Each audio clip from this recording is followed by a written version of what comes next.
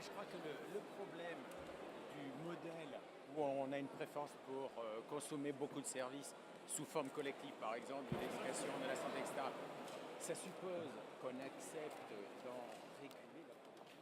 Le modèle italien, c'est un modèle où on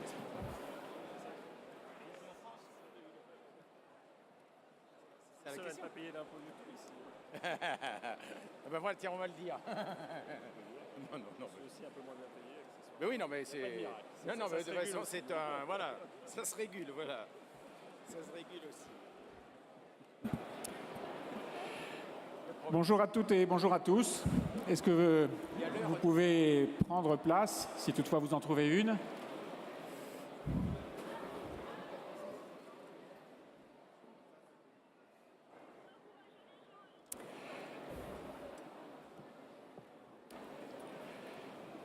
Bonjour. Est-ce que chacun trouve une place au fond?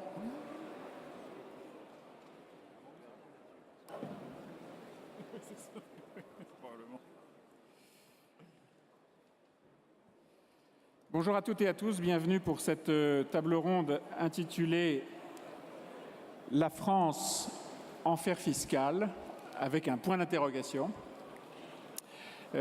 Pour essayer de répondre à cette question,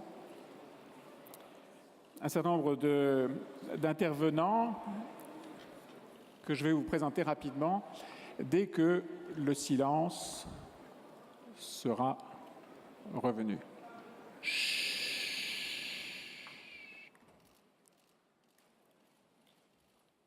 Merci beaucoup.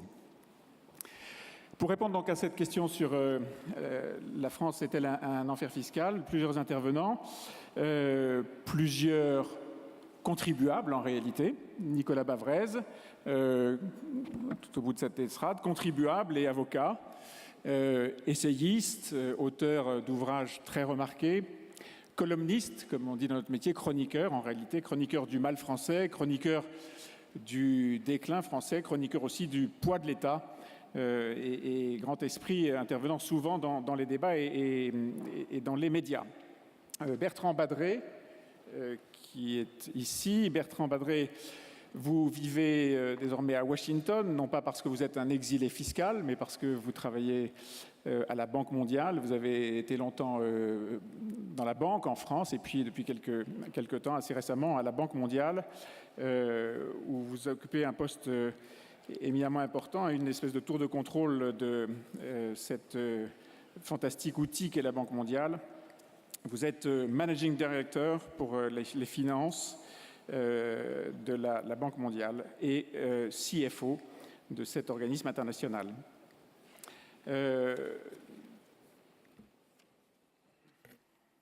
Daniela Weber-Rey, qui est juste à côté de moi. Daniela Weber-Rey n'est pas contribuable en France, mais en Allemagne, vraisemblablement. Vous vivez à Francfort, vous travaillez à la Deutsche Bank et vous vous occupez de la gouvernance de cette banque. Vous êtes Chief Governance Officer de la Deutsche Bank, encore une fois, à Francfort. Denis Père, contribuable français, nouveau contribuable français, puisque Denis Père a illustré la chronique il y a quelques années en quittant la France. Et finalement, Denis Père est revenu dans ce pays. Vous nous expliquez pourquoi. Denis Père a été le créateur de Business Object, qu'il a vendu. Il a créé, et il est en train de se dégager de Kiala, une autre entreprise, pour se lancer dans d'autres aventures. C'est un serial entrepreneur. Et Denis Père a été un des créateurs de cette organisation bien connue qu'est Croissance Plus. René Ricol, juste ici. René Ricol, commissaire aux comptes, contribuable massif, important, très impliqué aussi dans les affaires publiques, puisque René a signé de nombreuses actions publiques, dont un rapport sur la crise financière en 2008. Il a été médiateur du crédit, poste qui avait été créé au cœur, au pic de la grande crise de 2009-2010, et puis commissaire général à l'investissement. René Ricol a été celui qui a lancé la gestion du grand emprunt, les 35 milliards de grand emprunt qui avaient été décidées sous le quinquennat précédent. Michel Tally est avocat, grand spécialiste de la fiscalité et néanmoins contribuable, n'ayant pas réussi à éviter totalement la pression fiscale française. C'est un grand fiscaliste. Il est également connu pour être le vice-président de l'Observatoire des finances publiques de l'Institut de l'entreprise.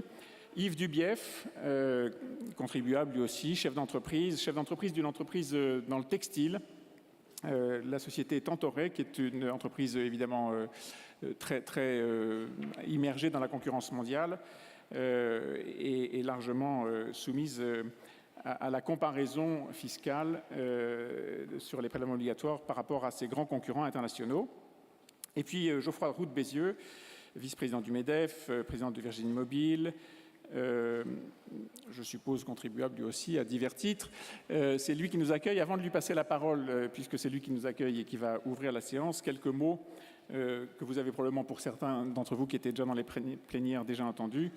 Vous pourrez intervenir soit par SMS, soit par Twitter, à l'aide d'un smartphone, d'un ordinateur, d'une tablette. Les messages s'afficheront à l'écran.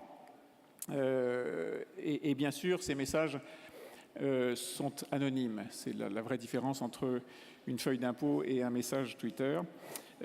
Comment ?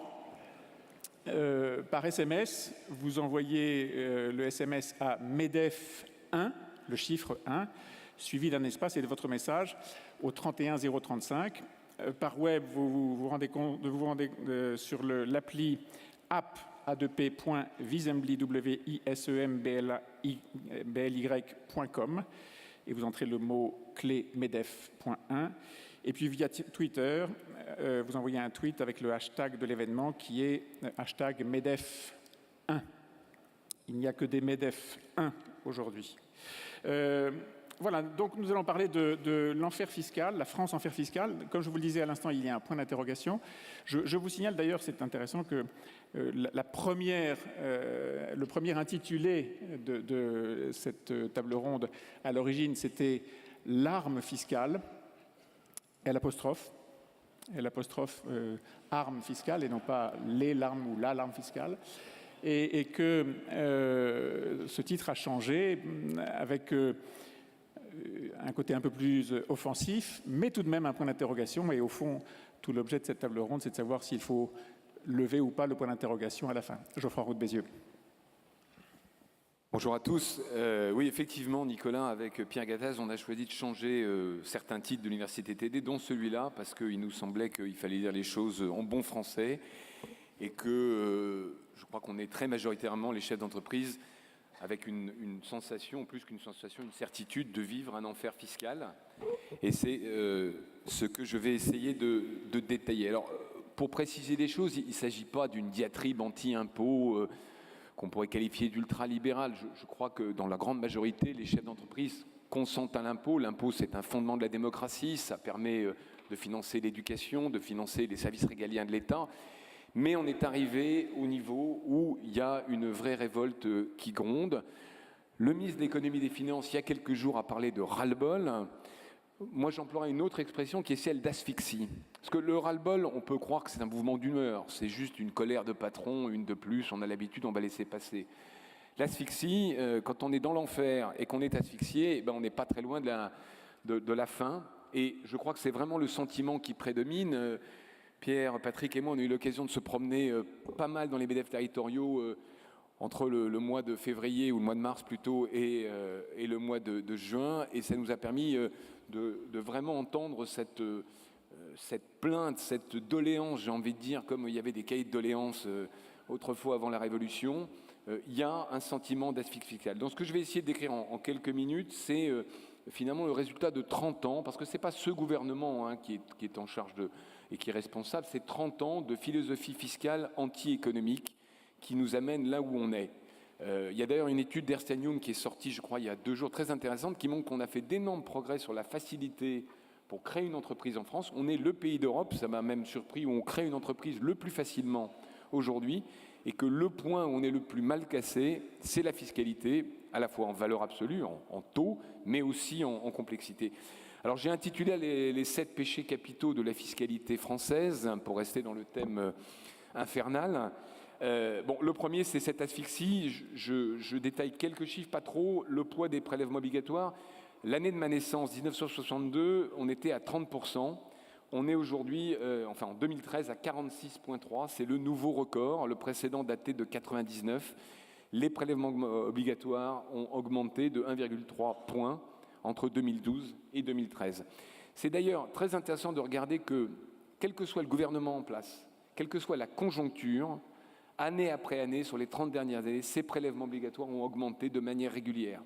C'est donc un problème de philosophie fiscale, ça n'est pas un problème de politique, ça n'est pas un problème de gouvernement, ça n'est pas un problème de ministre des Finances. Le deuxième chiffre qui est peut-être plus pertinent, c'est de ramener ça à la valeur ajoutée des entreprises, puisque c'est la création de richesse, c'est bien ça. Et on est à 26% de prélèvements obligatoires sur la valeur ajoutée des entreprises, contre 15% dans la moyenne européenne. Donc c'est ce boulet-là, c'est ce sac à dos plein de pierres que les entrepreneurs français ont à mettre sur leurs épaules pour se battre dans la concurrence. Et puis le dernier chiffre que je voudrais citer, qui est peut-être moins connu, c'est celui de la part de ce qu'on appelle les taxes affectées. Alors les taxes affectées, en 2 mots, sans autre trop technique, c'est cette ribambelle de un peu moins de 200 taxes spécifiques que vous payez, que nous payons les uns et les autres, chaque secteur en ayant une dizaine particulière, à chaque fois sur des tout petits montants, et qui viennent en général remplir les caisses d'une agence étatique ou d'un fonds spécial, et qui se sont ajoutés année après année. Et ce qui est très important à comprendre, c'est que l'augmentation des prélèvements obligatoires depuis 30 ans, elle vient de là, puisque ces taxes affectées depuis 10 ans ont augmenté en moyenne de presque 7% par an, c'est-à-dire en gros, 3,5 fois plus vite que le PIB, alors que les autres prélèvements obligatoires, eux, ont augmenté de 1,7, c'est-à-dire quasiment du niveau du PIB. Ça veut dire quoi? Notre manière de raisonner, c'est que si on n'avait pas créé toutes ces taxes affectées, eh bien, on aurait un taux de prélèvement obligatoire qui serait resté constant. Alors les exemples abondent, je vais quand même en citer 2, parce que les télécoms ont cette particularité d'avoir été considérés par le ensemble de gens comme une base taxale sympathique dans les dernières années. Et en croissance. Et en croissance. Et donc vous avez, je pense que certains d'entre vous le connaissent, le fameux Centre national du cinéma, qui est nourri d'un certain nombre de taxes. Cette taxe, elle a augmenté de 59% en 6 ans, en valeur absolue, ce qui fait que ce CNC a 700 millions d'euros de trésorerie excédentaire dont il ne sait que faire, mais qui évidemment défend becs et ongles assis sur la caisse. Et puis l'autre exemple que je peux vous donner, c'est le maintenant célèbre rapport Lescure, typique de la politique française. On a un problème, effectivement, les smartphones, comment on finance les nouvelles formes de culture, les nouvelles formes de diffusion. Donc on fait une commission, on nomme un président, il fait un rapport, et tout ça se termine par une taxe, alors qui heureusement n'est pas mis en place, la taxe sur les smartphones, dont on a parlé au mois de mai. Alors ça m'amène au deuxième péché capital de la fiscalité française, la complexité, le deuxième et le troisième, la complexité et le coût de traitement. La complexité, j'y reviens pas, vous avez tous, en dehors de l'IS, en dehors de la TVA, une multitude d'impôts à traiter. Ça a des coûts de RH, des coûts comptables, des coûts informatiques, et jamais, à aucun moment, quand l'État français met en place une taxe, il y a quelqu'un qui fait une étude d'impact sur le coût pour les entreprises et pour le coût pour l'État, puisque par définition, à chaque fois, il y a 2 coûts. L'exemple tout simple, c'est l'augmentation de la TVA au mois de janvier. Il y a un certain nombre de secteurs qui vont avoir des reparamétrages à faire. Tout ça, ça coûte beaucoup d'argent, ça n'est jamais pris en compte. 4e point, là c'est bien connu, 4e péché capital de notre fiscalité, l'instabilité. 2 exemples tout simples que vous connaissez, le feuilleton des plus-values. Donc un coup c'est à la hausse, un coup c'est à la baisse, c'est toute l'affaire des pigeons. Ou tout simplement, quand on est investisseur, le feuilleton, si j'ose dire, du bouclier plafonnement. Donc il y avait un plafonnement avant 2007, ou 2005, on instaure un bouclier à 60%, puis un bouclier à 50%, puis on le supprime, puis on remet un plafonnement à 75%, et puis dernier épisode en date, on enlève de ce plafonnement un certain nombre de contrats d'assurance vie. Donc le contribuable, l'investisseur a besoin de visibilité, il a besoin de prévisibilité, il a besoin de confiance, et on n'est pas là. 5e péché capital de la fiscalité française, qui concerne les entreprises, Bercy aime bien les impôts fixes. L'IFA, vous connaissez tous l'IFA, qui devait être supprimé, et dont on espère encore qu'il sera supprimé. L'IFA, c'est l'impôt rêvé pour Bercy, parce que imposition forfaitaire annuelle, ça veut dire que quel que soit votre chiffre d'affaires, quel que soit votre BE, quel que soit surtout votre profil, l'argent entre. Et petit à petit, la fiscalité française est remontée dans le compte d'exploitation pour aller sur ce que nos amis de Bercy appellent des assiettes certaines, c'est-à-dire le chiffre d'affaires, les salaires, les investissements, au lieu d'aller sur des assiettes variables qui varient avec notre profitabilité, qui sont l'IS, qui sont le profit ou peut-être le BE. Et donc on a un vrai problème de philosophie là-dessus, parce que nous, évidemment, notre profit varie avec nos marges et que les charges qu'on nous impose sont fixes. Il me reste deux péchés capitaux et je m'arrête, cher Nicolas. Le sixième, c'est qu'on a une fiscalité qui privilégie la rente sur le risque. Et ça, c'est fondamental. J'étais à la table ronde ce matin sur le capitalisme. Jean-Paul Bedbez disait « le capitalisme, c'est le risque, il faut qu'il soit récompensé ». Or, notre fiscalité fait l'inverse. Deux exemples très simples. Si vous êtes un petit épargnant, le meilleur placement que vous avez, c'est le livret A. Le livret A, c'est sans fiscalité et évidemment sans risque. Et puis, si vous êtes un peu plus riche, vous avez le choix entre les œuvres d'art, d'un côté, ou investir dans une entreprise. Chacun sait que les œuvres d'art sont exonérées à l'ISF et pas les actions des entreprises quand vous êtes investisseur. C'est pour ça que quand je vois Lionel Jospin, excusez-moi, Harlem Désir, hier soir expliquer que le MEDEF, c'est sauvons les riches, j'ai envie de lui répondre, monsieur Harlem Désir, vous, c'est sauver les collectionneurs. Jusqu'à quand dans ce pays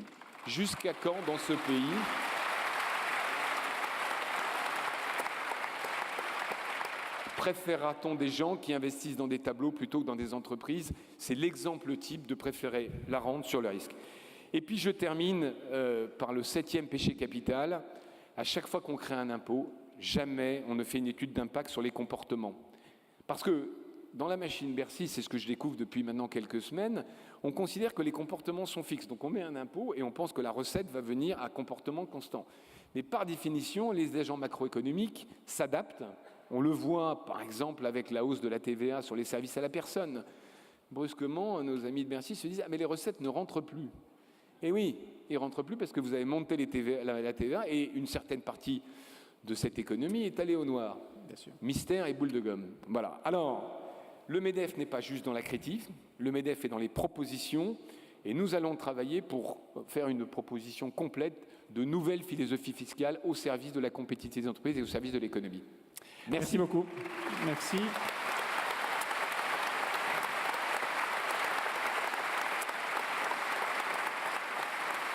Alors, Nicolas Pavrez, 7 péchés, je ne sais pas si ce sont les 7 péchés capitaux, mais est-ce que tout ça fait de la France un enfer fiscal ? Bien, comme il a été dit, la fiscalité, c'est une fonction absolument décisive dans un État moderne. Elle doit remplir normalement 4 objectifs. Premièrement, il faut couvrir les charges publiques. Deuxièmement, ça peut contribuer à l'efficacité économique pour couvrir des externalités négatives en matière d'environnement ou de santé. Troisièmement, ça doit contribuer à la justice et la cohésion sociale. Et enfin, c'est un élément décisif de la citoyenneté. Une des grandes fonctions du Parlement, c'est de voter l'impôt. Alors l'enfer, qu'est-ce que c'est? L'enfer, c'est le lieu du mal et de la destruction. Sartre disait que l'enfer, c'était les autres. En réalité, l'enfer, c'est souvent soi-même. En tout cas, chacun, individu, entreprise ou nation, se choisit son enfer. Et la France, elle s'est choisie pour en faire la fiscalité. Et c'est ce que je voudrais essayer de vous montrer. D'abord, comment on a érigé la fiscalité en enfer. Deuxièmement, comment elle est à l'origine de la condamnation de la France à un déclin lent mais irréversible.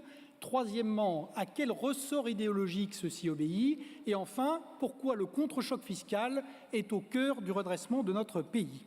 Alors, l'enfer fiscal a été fort bien décrit par Geoffroy Roux de Bézieux. Le premier problème, c'est le niveau, ça a été rappelé. On parle souvent des prélèvements obligatoires. J'appelle votre attention sur le vrai chiffre qui est celui des recettes publiques. Les recettes publiques, c'est 53% du PIB. C'est le niveau le plus élevé du monde puisque le Danemark, là-dessous, est maintenant est passé sous la France. Surtout, les taux sont extravagants et derrière, il y a effectivement des comportements économiques qui sont cassés.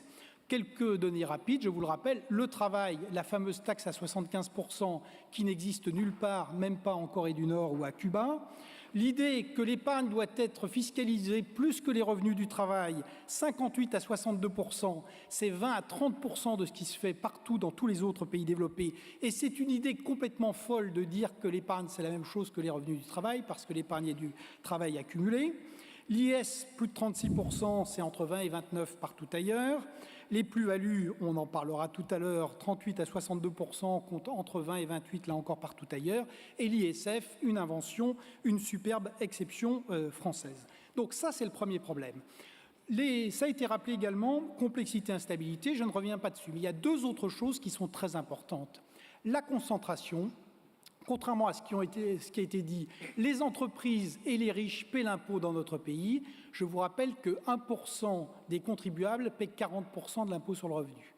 Donc quand on explique que plus on est riche et moins on paie, c'est une faribole. Et c'est la même chose pour les entreprises. Et le dernier point qui est souvent oublié, c'est l'état de non-droit. La France, aujourd'hui, est devenue un État voyou sur le plan fiscal. Pourquoi ? Parce que nous avons créé, depuis 2009, une police fiscale qui est en dehors de tout encadrement de l'état de droit. Les agents ont des capacités d'enquête, de perquisition que les agents de la police judiciaire n'ont pas. L'encadrement du juge est extrêmement laxiste et on peut faire tout ça sans aucune information du contribuable. C'est quelque chose d'extrêmement préoccupant du point de vue de l'état de droit et ça s'est fait de manière parfaitement clandestine. C'est une atteinte majeure aux libertés individuelles, à la liberté d'entreprendre dans notre pays. Alors, à quoi ça aboutit ? C'est le deuxième aspect. Cette fiscalité infernale, elle a un rôle clé dans le décrochage de notre pays. Décrochage de la croissance, c'est évident. La France a perdu 1 point de croissance depuis les années 70 par décennie. On était à 4%, on est aujourd'hui en croissance zéro et on va y rester si on ne change pas. Pourquoi ? Parce que la fiscalité, elle casse tous les moteurs de la croissance. Elle casse la consommation parce qu'elle ampute le niveau de vie. Elle casse l'investissement parce qu'on ne peut attendre ni rentabilité et parce qu'on est victime de l'instabilité qui empêche tout calcul rationnel dans l'avenir. Et évidemment, elle casse la compétitivité. Comme il a été dit, grosso modo, les entreprises françaises paient le double de la plupart de leurs concurrentes européennes. Sur la compétitivité, quels sont les ressorts de la compétitivité ? C'est d'abord les hommes. Les hommes, nous les faisons fuir. Il y a 2 millions de Français maintenant à l'étranger et on considère que l'ISF a détruit en France 1 million d'emplois et fait partir 250 milliards de capital productif. C'est véritablement un désastre. Fuite des capitaux étrangers, il suffit de regarder les flux de capitaux étrangers, moins 35% en un an, et évidemment le problème des entreprises. 42% de taux de marge en Allemagne, 28% de taux de marge en France, et l'essentiel de l'explication, c'est bien sûr la fiscalité et les charges. Ensuite, l'impact sur les finances publiques. L'impôt, je l'ai dit, normalement, sa première vocation, c'est de couvrir les charges publiques. Ce que l'affaire avait rêvé, Sarkozy et Hollande l'ont fait. C'est-à-dire qu'aujourd'hui, l'impôt est en France entré dans la phase de rendement décroissant. Plus on l'augmente, plus les recettes fiscales diminuent. Et on le voit très bien avec l'instabilité aujourd'hui sur les rentrées de TVA et d'impôts sur les sociétés. Depuis 2010, on a appliqué 85 milliards d'euros de nouveaux prélèvements dans cette économie sur la séquence 2010-2014. C'est 4,5% du PIB. Ça veut dire que tout l'effort de réduction du déficit qui était autour de 8,2, tout cet effort est passé par des augmentations d'impôts et de charges. Rien n'a été fait par les dépenses. Et ça explique la récession et maintenant la croissance zéro. Impact évidemment social, le chômage, les charges sont le double sur le travail de ce qui se fait ailleurs, la paupérisation de nos concitoyens. Et enfin, impact sur la citoyenneté, puisque vous voyez aujourd'hui que l'impôt est en train de casser la nation française. Il y a 3 types de Français, les plus intelligents qui sont partis à l'étranger, la diaspora, les assistés qui ne paient pas l'impôt, qui bénéficient de l'État-providence, c'est 10% de la population, et puis les classes moyennes qui sont en train d'être broyées par cette mécanique fiscale en même temps que le secteur privé et les emplois disparaissent. Je rappelle qu'il y avait 16,4 millions d'emplois marchands en 2008, il y en a aujourd'hui moins de 16 millions dans notre pays. Alors, quel est le ressort de cette folie ? Il est économique, mais il est aussi politique et idéologique. D'abord, il y a le modèle tax and spend que nous voyons aujourd'hui encore à l'œuvre. On lève l'impôt pour pouvoir dépenser. C'est la religion de la dépense publique qui atteint 57% du PIB et qui continue à croître. Il n'est que de voir Aujourd'hui, par exemple, en matière de pénibilité, la première décision qui a été prise, c'est de rajouter 2,5 milliards d'euros à un système qui est déjà en déficit de 20 milliards à l'horizon de 2020. Donc l'impôt ne sert pas au désendettement ou à la réduction du déficit, l'impôt sert de levier pour engager de nouvelles dépenses non financées. Deuxième impact, et là on quitte l'économie pure, l'étatisme, la société de défiance. L'impôt est la mécanique qui fait l'euthanasie du secteur privé. Depuis 1987, la dépense publique augmente plus que la dépense privée dans notre pays. Troisième ressort, l'envie et le ressentiment. L'impôt obéit à une logique politique qui est de punir ceux qui réussissent. On a le droit de gagner de l'argent dans notre pays par le sport, par les jeux de hasard. En revanche, par le travail et par l'épargne, c'est insupportable et à ce moment-là, on doit être puni.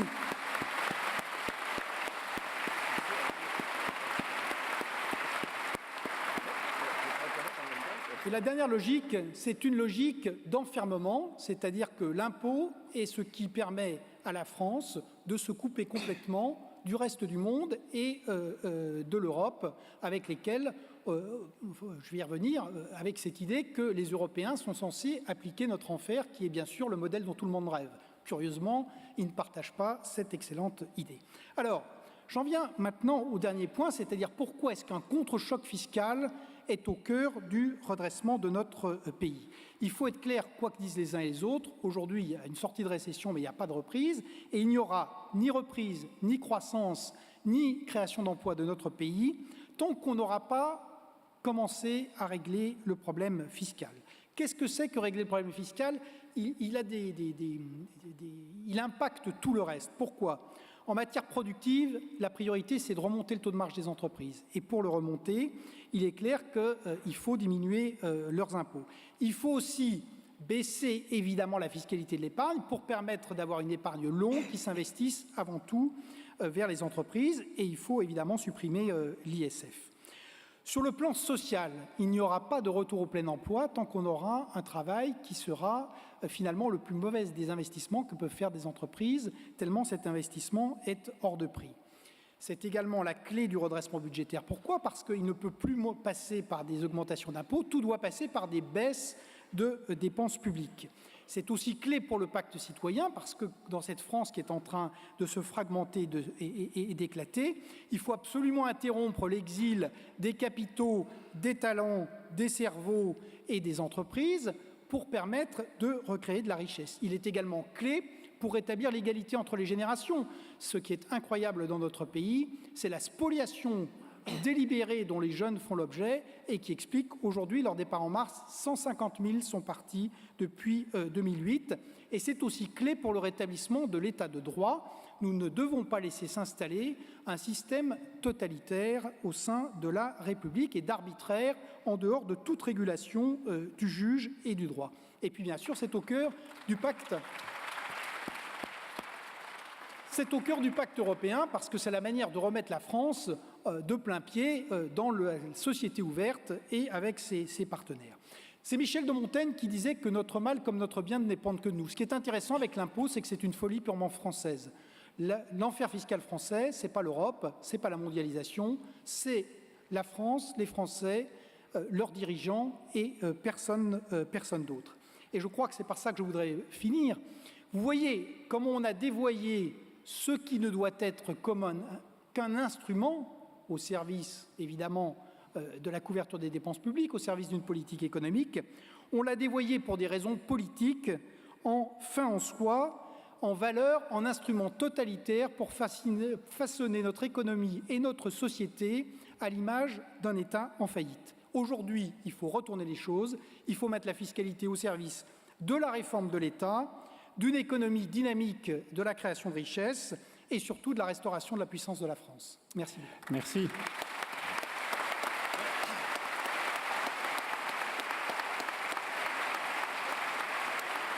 Avant de passer la parole à Michel Tally, Nicolas Bavrez, 2 ou 3 tweets indiqués étaient formulés de la manière suivante. Rien, même l'enfer fiscal, ne saurait justifier l'évasion fiscale. Réaction ? Mais il est parfaitement clair que dans tout état de droit, il faut qu'il y ait un contrôle fiscal et que les citoyens ont vocation à payer l'impôt. Simplement, il y a un certain nombre de règles pour le consentement à l'impôt. D'abord, à l'inverse, cet impôt doit être soutenable et ne doit pas casser ni les entreprises, ni les familles, ni le destin des individus. C'est la première condition. Deuxièmement, cet impôt doit obéir et les contrôles doivent obéir à la règle de droit. Et aujourd'hui, avec la police fiscale, on est rentré dans un domaine d'arbitraire complet. Et troisièmement, comme je l'ai dit, cet impôt ne doit pas être perverti en un instrument idéologique, ça doit rester un instrument au service de la couverture des charges publiques et en l'occurrence au service de la restauration de l'équilibre de nos finances publiques.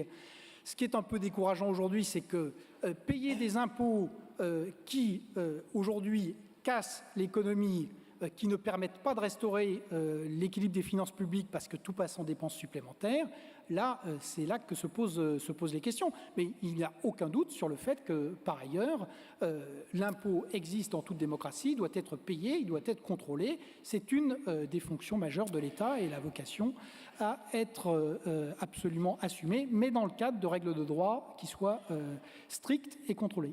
Merci. Michel Tally, on évoquait à l'instant l'évasion fiscale. Très souvent, le grand public, disons les choses comme ça, confond l'évasion fiscale et l'optimisation fiscale qui est presque devenue un péché. On est en train d'établir le constat, Geoffroy Roux de Bézieux, Nicolas Bavrez ont planté le décor. Michel Tally, votre expérience d'avocat, de fiscaliste et de spécialiste de la fiscalité au sein de l'Institut de l'entreprise vous donne quel regard sur cet enfer fiscal ?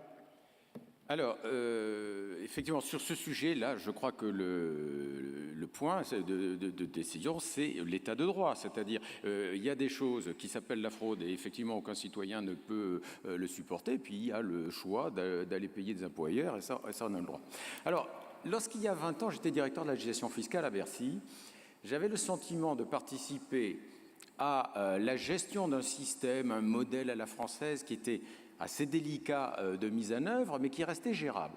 Aujourd'hui, je partage le sentiment, je crois, assez majoritaire, surtout dans cette salle, qu'on ne peut plus continuer comme ça. Alors, qu'est-ce qui a changé ?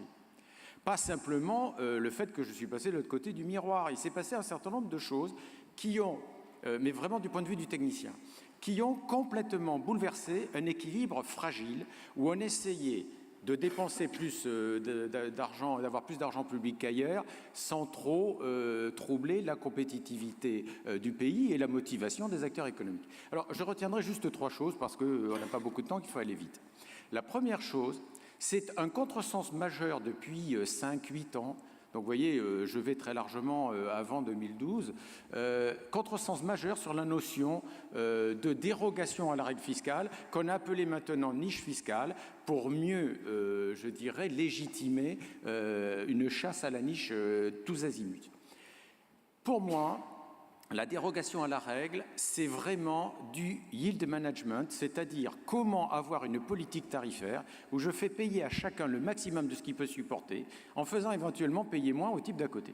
C'est injuste, c'est complexe, c'est efficace, c'était délibéré. En 81, en 88, en 81 j'étais rue de Rivoli avec Laurent Fabius, en 88 j'étais à Matignon avec Michel Rocard, on a pratiqué délibérément des niches fiscales, c'est-à-dire qu'on essayait de gérer au mieux une pression fiscale trop forte pour en limiter les inconvénients psychologiques ou économiques. Maintenant, comme on veut continuer à dépenser de l'argent sans dire qu'on augmente les impôts, on dit « Ah oui, mais quand je ferme une niche fiscale, je n'augmente pas les impôts. » Ben oui, sauf que si on ferme toutes les niches fiscales sans baisser le taux de l'impôt, on est en train de fermer toutes les soupapes de sécurité de la cocotte minute. Et une cocotte minute sans soupape de sécurité, qu'est-ce que ça fait? Ça explose. Deuxième sujet, on a depuis quelques années modifié de façon rampante mais majeure, et on va encore continuer à le faire de façon encore plus majeure, la territorialité de l'impôt. Ça, c'est pour ceux qui ont une activité à l'international. Là encore, une des raisons pour lesquelles les grands groupes qu'on continue à appeler français, mais qui ont une activité majoritairement à l'étranger, pouvaient supporter le taux de l'impôt français, c'est qu'ils réalisaient l'essentiel de leurs bénéfices à l'étranger et qu'ils avaient donc la fiscalité des pays dans lesquels ils étaient. Si on essaie de ramener en France toute la fiscalité de ces grands groupes, ils n'auront pas d'autre choix que de déplacer leur tête de groupe elle-même. Jusqu'ici, ils se contentaient de déplacer les activités, ils seront obligés de déplacer cette tête de groupe. Souvent, je dis, pour bien faire comprendre, on invente le système à l'inverse de Darty. Si vous trouvez moins cher ailleurs, vous me devez la différence. Ben ça, c'est pas tenable. Et le troisième exemple que je prendrai, c'est un échappement sans aucun contrôle, échappement au sens de l'échappement d'un cancer, quoi. C'est vraiment le truc, ça métastase partout, on n'arrive plus à le contrôler, l'échappement des petites taxes. C'est-à-dire toutes ces taxes qui permettent aux dépensiers d'échapper à la hache de la direction du budget. C'est-à-dire que, dernier exemple en date, la semaine dernière, on va faire enfin le Charles de Gaulle Express. Ah bah oui, mais on n'a pas l'argent. Bah c'est pas grave, on va faire une taxe sur les billets d'avion. Comme si c'était pas de l'impôt. Alors effectivement, Geoffroy Roux de Bézieux l'a dit dès le début, on crève de ces petites taxes pour plusieurs raisons. La première, c'est que c'est de la pression fiscale. La deuxième, c'est qu'on n'a plus aucune visibilité sur qui paye l'impôt, combien, etc. La troisième, c'est que c'est d'une lourdeur de gestion absolument incroyable. La plupart de ces taxes, pour ne pas apparaître comme de la fiscalité qui va être répercutée, on invente des assiettes qui ne sont pas comptables. C'est-à-dire qu'on invente la taxe sur les chiffres d'affaires, mais qui est calculée une fois par an sur un agrégat comptable et que vous ne pourrez pas répercuter aux clients, ce qui permet de dire aux ménages « Ah oui, mais attendez, c'est une taxe sur les entreprises. Vous inquiétez pas, ce n'est pas répercutable. » Bon, oui, c'est pas répercutable tant que je prends sur ma marge. Puis il y a un moment ou un autre où je suis mort, où je répercute. Mais bon. Donc, effectivement, c'est d'une gestion telle qu'il y a des taxes qui coûtent plus cher que leur rendement. Vous avez des gens, là, un des membres de la commission fiscale nous disait qu'il avait sur une taxe quelque chose comme 35 personnes à temps plein pour gérer des petites taxes dans un grand groupe de grande distribution. Bon, ben, c'est pas possible, on ne peut pas continuer comme ça. Et donc, effectivement, toutes ces choses ont rompu cet équilibre fragile, où on essayait d'avoir plus de dépenses publiques que les autres en restant quand même compétitif, et effectivement, ça ne peut plus continuer comme ça. Voilà. Merci beaucoup.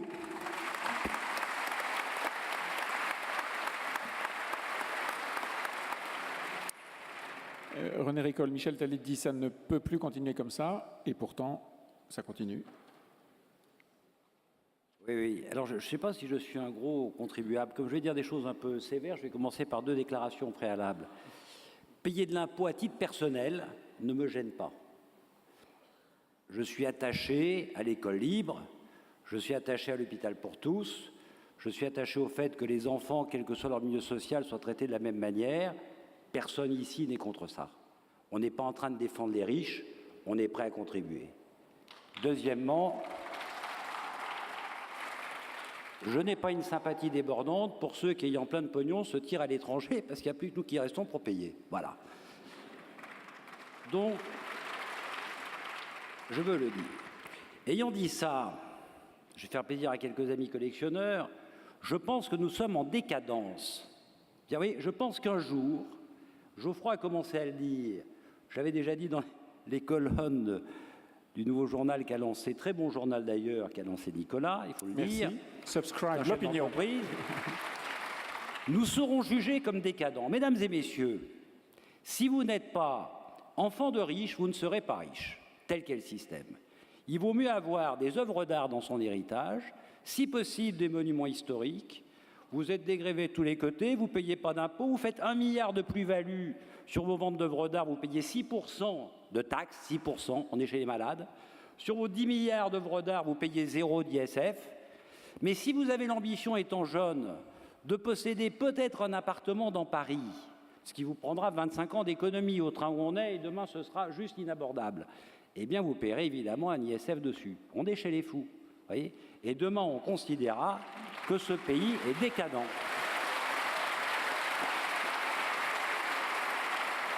Alors moi je pense que tout a déjà été dit, mais voyez, quand on est dans cette folie-là, il faut du coup essayer de créer de l'affrontement entre les gens. Parce que les gens raisonnables disent tout ceci est fou. Est-ce qu'on peut continuer à traiter de sale patron quelqu'un qui gagne 4 000 € par mois, c'est-à-dire moins qu'un cadre de beaucoup de groupes, et qu'on va considérer comme un sale type parce qu'il est patron? Est-ce que ça peut durer longtemps? C'est absurde, c'est ridicule. Et aujourd'hui, ces gens-là, ils sont aussi classe moyenne taxée. Et taxés, c'est assez sévère ce qu'ils reçoivent. Là. Les coûts d'impôt qui augmentent, c'est pas rien. Alors il faut créer de l'affrontement. Moi, j'ai été élevé par Raymond Barre, qui disait il n'y a ni droite ni gauche, il y a progressistes et conservateurs. Je vois mon ami Hugo qui se marre là parce qu'il sait bien ce que je veux dire.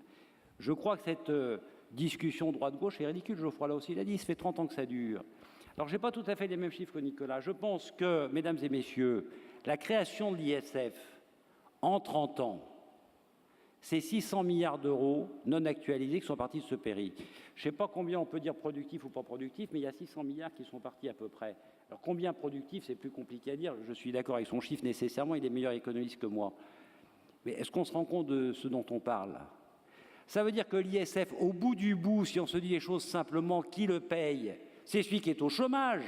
Ce n'est pas le très riche qui se tire à l'étranger.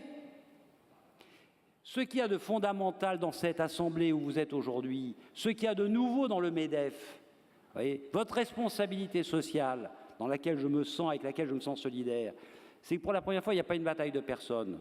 Vous êtes mis d'accord entre vous, il y a une équipe. Dans cette équipe, tout le monde a sa place, y compris lui-même, je le redis, à mon ami qui est là, tout le monde a sa place. Et cette équipe-là, elle a en charge de travailler, non pas pour sa gloire, non pas pour défendre les plus riches, travailler pour le redressement de la France, c'est-à-dire pour l'emploi.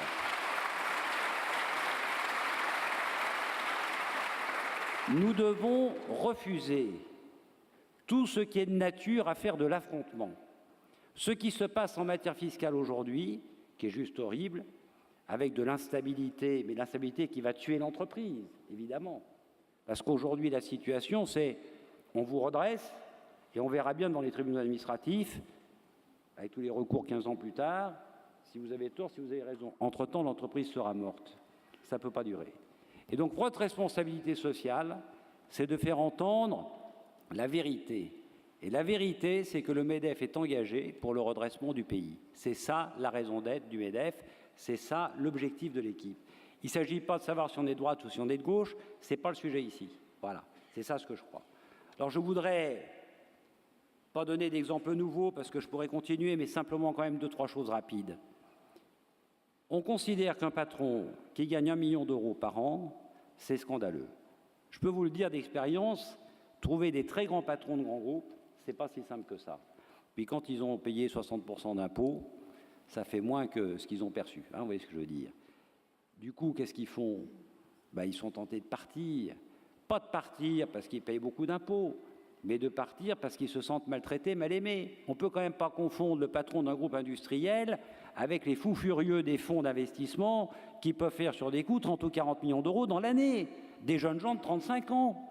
Ceux dont Claude Bébert dit à juste titre qu'il ne les trouve pas très sympathiques, moi non plus, qui ont détruit dans ce pays des dizaines de milliers d'emplois. En allant choisir les meilleures entreprises, en faisant des effets de levier, ils mettaient 5% d'argent personnel, 95% d'emprunt et on demandait à la société de payer le tout. On ne va quand même pas continuer à laisser confondre les patrons d'entreprise et les prédateurs de la finance. Il faut qu'on se lève et qu'on résiste.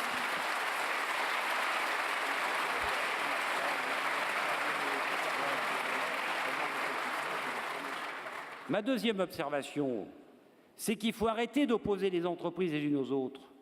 C'est quoi le point fort de la France aujourd'hui, mesdames et messieurs? Et je le dis pour celui qui, je pense, a contribué à sauver beaucoup de PME ces dernières années avec beaucoup de mes amis qui sont ici. Mais franchement, notre force, c'est nos grands groupes. On a plus de grands groupes mondiaux que les autres pays du monde, excepté les États-Unis. On veut qu'ils partent tous, ils sont en train de le faire. Regardez, c'est sous nos yeux, c'est en ce moment. Publicis Omnicom, le siège n'est plus en France, les intérêts français sont minoritaires. D'autres groupes sont en train de le faire, par secret professionnel, je ne le dirai pas. Ça se fait en ce moment.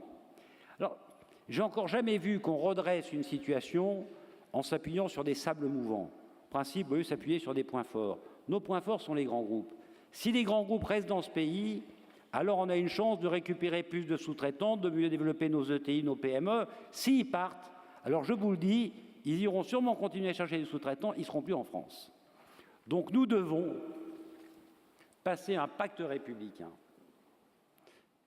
Pierre parle du pacte de confiance, moi je parle du pacte républicain, mais chacun ses petites manies, Pierre. On doit passer un pacte républicain entre les entreprises, dire le MEDEF, grands groupes, PME, TPE et l'État, avec un ensemble de règles simples. Nous sommes solidaires pour redresser ce pays. Nous sommes solidaires pour arrêter l'affrontement. Nous sommes solidaires pour nous battre les uns et les autres, pour faire en sorte que nos enfants aient un avenir dans ce pays. Voilà ce qui est en jeu, ni plus ni moins. Je rajoute un point. On a parlé fiscalité, c'est bien, c'est important. Je veux rajouter temps de travail. On n'a pas le droit de ne pas dire les choses. Je trouve fou qu'on ne soit toujours pas revenu sur les 35 heures. Qui dans cette salle fait 35 heures par semaine? Qui dans cette salle fait 35 heures par semaine? Quel est le ministre, quel est le membre de cabinet ministériel qui fait 35 heures par semaine? Aucun n'est à moins de 70 heures. Si on veut garder les salaires, si on veut continuer à embaucher, peut-être qu'on se pose quand même 2-3 questions. Quand on parle à nos amis allemands et qu'on leur explique que les jeunes chez nous, on leur donne des RTT, ce qui leur pousse en réalité le nombre de semaines de vacances à 7, 8 ou 9. Ils nous regardent comme des fous furieux. Et ils ont raison. Et donc c'est le couple en réalité, et c'est là où l'effort doit se faire ensemble. Plus de travail pour gagner plus, certains avant moi ont tenu ce slogan, j'y crois, et une fiscalité qui s'engage d'abord à ne plus augmenter, puis à réduire progressivement, dans un ensemble sécurisé de relations apaisées entre l'administration et le contribuable. Voilà, merci. Merci beaucoup René Ricol. Alors,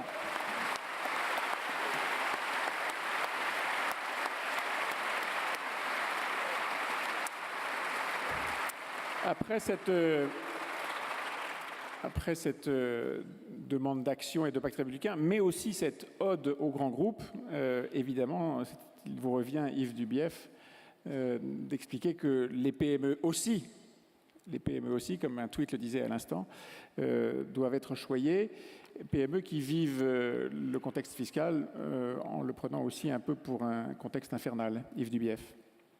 Vous apportez le témoignage d'un dirigeant de PME de province et dans un secteur très exposé à la concurrence internationale et depuis longtemps. La mondialisation était un mot qui n'existait même pas à l'époque, puisque j'opère dans le textile, mais le textile qui est toujours vivant, puisqu'il y a encore 65 000 salariés en France dans ce secteur. Alors notre vécu de cet enfer fiscal, c'est cette politique de stop and go, de zigzag perpétuel à l'encontre du monde de l'entreprise. Et comme le disait fort bien Geoffroy tout à l'heure, cette asphyxie fiscale qui pèse très souvent sur nous. Quelques exemples. Par exemple, la non-prédictibilité de l'impact fiscal des décisions que l'on prend. Moi, il y a 10 ans, dans mon entreprise, j'ai construit un nouveau bâtiment. J'étais à vendre en 40 000 mètres carrés, je payais 40 000 euros de foncier. Ce nouveau bâtiment faisait 13 000. Je n'étais pas naïf et je savais que la valeur était bien supérieure et que donc j'allais payer beaucoup plus. Je paye 2 fois à peu près. Ça, c'était prévu. Ce qui n'était pas prévu, c'est qu'il y a une réforme de la taxe professionnelle et qu'il y a 2 volets maintenant, dont une qui est la cotisation foncière des entreprises, ce qui fait que je double mon imposition sur ce bâtiment et que j'atteins 180 000 euros, je fais 10 millions d'euros de chiffre d'affaires, j'ai 60 personnes, ça fait 3 000 euros par salarié, c'est grosso modo un 14e mois que j'aurais pu offrir à mes salariés, 14e mois chargé. Deuxième impact fiscal de décision qui n'est pas prévu, si dans notre secteur, dans l'ennoblissement, nous voulons construire une station d'épuration, le temps de faire les études, le temps de passer les marchés, de la réaliser, il se passe un peu de temps. C'était exonéré de fiscalité foncière. Depuis le 1er janvier 2011, ça ne l'est plus. Alors si vous avez décidé de le faire en 2009 et que vous êtes opérationnel en 2011, bonjour les dégâts. La troisième, c'est sur le de minimis. Le de minimis, c'est une fois 200 000 euros de plafonnement sur 3 ans. C'est une autre fois une fenêtre de tir qui monte à 500 000 euros. Et puis on revient à 200 000 euros. Tout ça pour des crédits d'impôt qui peuvent nous être accordés, soit pour notre recherche, soit pour l'élaboration des collections de nos modèles. D'ailleurs, le de minimis, quand on voit sa raison d'être, au départ, c'était une règle européenne qui devait s'appliquer dans les pays à à faible fiscalité. Or, il s'applique ici en France. On ne peut pas dire qu'on soit à faible fiscalité. Donc, on est dans l'Europe, donc on le supporte, mais on le supporte mal. Deuxième exemple, c'est que le diable se trouve souvent dans les détails. Nous sommes forts consommateurs d'énergie dans nos métiers, et d'électricité et de gaz. Et sur l'électricité, on achète cela en gros sur le marché européen, c'est fluctuant. J'ai repassé un contrat il y a quelques mois, je suis passé de 50 € du mégawatt à 48 € du mégawatt. Je devrais gagner 2 €. Eh bien, je ne vais pas les gagner parce qu'il y a quelque chose qui s'appelle la CSPE, qui est la contribution au service public de l'électricité, qui finance l'accès à l'énergie, à l'électricité pour l'ensemble des ménages qui n'en ont pas les moyens et qui finance aussi les énergies renouvelables. Eh bien, cette augmentation perpétuelle de la CSPE qui a lieu au 1er janvier ou au 1er juillet, fait que ces 2 € de gain, c'est pour l'État, c'est pas pour moi. En plus, cette CSPE, il vaut mieux être gros que petit, parce que quand on est gros consommateur au-dessus de 7 gigas annuels, elle est plafonnée à 0,5% de la valeur ajoutée. Et si on est plus petit, mais que l'on a un impact fort de cette charge d'énergie dans notre compte de résultat, on n'est pas plafonné. Et j'ai un confrère qui est filateur dans le Nord, il paye 1,9% de sa valeur ajoutée sous forme de CSPE. Cela, c'est totalement intolérable. Geoffroy a parlé tout à l'heure des taxes affectées. Je vais le rassurer, les taxes affectées, ce n'est pas une fatalité. Nous, dans le textile, mon prédécesseur Lucien Deveau a eu assez d'habileté pour la faire supprimer. Aujourd'hui, l'État comme l'administration nous tannent pour qu'elle revienne pour financer notre centre technique industriel. Nous avons dit non, nous redirons non et nous sommes tenaces là-dessus. Je peux vous faire le serment qu'on fera tout pour l'éviter.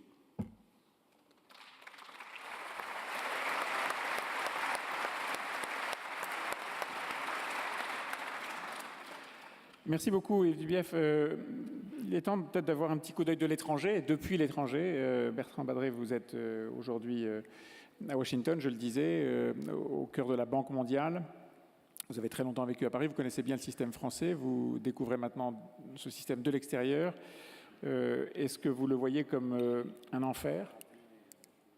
Alors, il m'appartient, après ces différentes prestations, d'avoir le rôle, la casquette du technocrate international un peu plus nuancé et j'espère pas trop ennuyeux. Alors, le système... Ennuyeux sûrement pas, nuancé, on espère, on vous protégera à la sortie. Allez-y. Non, la vérité, c'est que le système international s'est plus penché sur les paradis fiscaux ces derniers temps que sur les enfers fiscaux. Donc, j'ai un peu moins de base, si je peux dire, sur ce sujet. Ceci étant dit, c'est évidemment un sujet important, pas seulement en France, c'est un sujet qui est toujours délicat. Il y a en réalité très peu de pays où ce sujet est totalement apolémique, émotionnel. Donc là aussi, il faut prendre un tout petit peu de recul. C'est parti typiquement des sujets, même je reviendrai, il y a un certain nombre d'excès français qui ont été soulevés sur lesquels il faut revenir, où quand on s'en regarde, on se désole, et quand on se compare, parfois, on se console. Donc là aussi, il faut être un tout petit peu nuancé. Alors je suis d'autant plus ému, c'est que Michel Tally a dit tout à l'heure qu'il était responsable de la législation fiscale. Il a été aussi mon professeur de fiscalité à une époque où effectivement il défendait le modèle, avant que ce modèle n'évolue comme il a dit. Alors j'avais eu 2 autres professeurs, j'avais eu Nicolas Bavrez, qui s'en souvient certainement pas, et puis j'avais eu Pierre Moscovici. Là aussi, les discours ont parfois un peu évolué, mais c'est normal. Alors, la Banque mondiale n'a pas de rôle particulier sur la France. On n'est pas le FMI. Je vois Olivier Blanchard ici qui parle du FMI. Le FMI revoit régulièrement les grands équilibres français. La Banque mondiale n'est pas client, enfin, la France n'est pas cliente de la Banque mondiale. Alors, certains mauvais esprits diront pas encore. Je n'en suis pas. Oui, c'est quand même une bonne nouvelle que la France ne soit pas cliente de la Banque mondiale. Quand même. Alors, pour revenir à la question de l'enfer, c'est un sujet qu'on peut regarder de différentes manières. De même qu'on peut se poser la question en enfer de la température de l'huile dans le bassin. On peut se poser la question de la profondeur de l'huile, du nombre de fois où on vous plonge dans l'huile tous les jours. Enfin, il y a plein de manières de regarder l'enfer. Et là aussi, c'est peut-être là que je vais être le plus nuancé. Vous avez, et c'est une manière de voir, la manière dont le système fiscal est administré. Comment vous vivez la fiscalité au quotidien. Vous avez le niveau de la fiscalité, vous avez son instabilité. Enfin, tous ces paramètres sont à prendre en compte. Et c'est vrai que c'est un sujet qui est très sensible. L'exemple des 75% qui a été soulevé est important. C'est un sujet où le signal parfois obstrue ce qu'il y a derrière.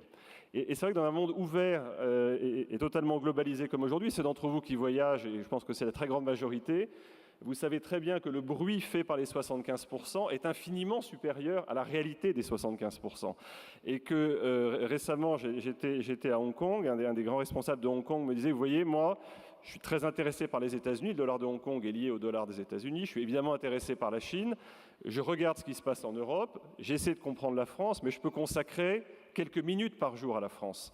Donc je ne peux pas rentrer dans le détail de ce qu'il y a derrière. Donc c'est vrai qu'il y a une dimension de message, et c'est pour ça que des thèmes aussi simples que business friendly, market friendly, qui en général résument une politique, sont des sujets très importants. Et c'est probablement pas clairement ce qu'on peut attribuer à la France depuis plusieurs dizaines d'années. Alors si je reviens sur les différents aspects de l'enfer, la température, la profondeur du chaudron, on a quand même d'abord, pour commencer, un système fiscal et une administration. Alors, je n'ose pas dire qu'ils sont parmi les plus efficaces, ça pourrait être mal interprété, mais en tout cas parmi ceux qui fonctionnent bien. Et c'est important. Un des grands fonds de commerce de la Banque mondiale aujourd'hui, c'est qu'on a plein de pays où le système fiscal ne fonctionne pas. Et ça, c'est vraiment l'enfer. Des pays où le système est complètement corrompu, déséquilibré, etc. Donc il faut quand même se rappeler qu'on est, malgré toutes les critiques qui peuvent être formulées, on est dans un système qui fonctionne. Et je voyais récemment quelqu'un qui pourtant est assez négatif, Nouriel Roubini, qui disait « Un des atouts de la France, c'est que vous êtes un des rares États fonctionnels ». C'est-à-dire que dans la crise, si vous trouvez ce pacte républicain, vous êtes capable de le mettre en œuvre. Il y a des pays qui ne sont pas capables. Ils peuvent prendre des décisions, et puis derrière, la machine ne suit pas. Donc je pense que c'est important d'avoir ce point à l'esprit. Et pour nous, ce sont des missions importantes. Redresser un système fiscal, c'est un des impacts les plus forts en matière de développement. D'abord parce que ça accroît les recettes publiques des États qui en ont besoin, qui ne sont pas à nos niveaux de prélèvement public en France. C'est la qualité de service et c'est le bien-être des entreprises au quotidien. Alors, pour prendre deux indicateurs, on a un rapport qui est souvent polémique. La Banque mondiale publie chaque année un document qui s'appelle Doing Business, qui compare dans tous les pays de la planète la difficulté et le coût de faire des affaires pour une PME. Et on a dans les différents indicateurs, je ne vais pas entrer en détail, un indicateur qui s'appelle Tax Payment et qui est l'agrégation, et c'est pour ça qu'on n'a pas un très très bon classement, on est 53e au total, l'agrégation des taux. Ça nous tire plutôt vers le bas. En revanche, sur les indicateurs plus qualitatifs, le système de paiement, l'utilisation d'Internet, le nombre de paiements par an, etc., on est numéro 3 en Europe derrière Malte et la Suède. Sur le temps passé, là aussi c'est important, on est aussi dans le premier tiers. On est très loin devant la Belgique, pour prendre un voisin, on est très loin devant l'Allemagne et évidemment très loin devant l'Italie, pour ceux d'entre vous qui sont dans ces pays. Donc on voit bien que sur l'administration fiscale, l'enfer fiscal n'est pas là. Et ça, c'est important de le dire.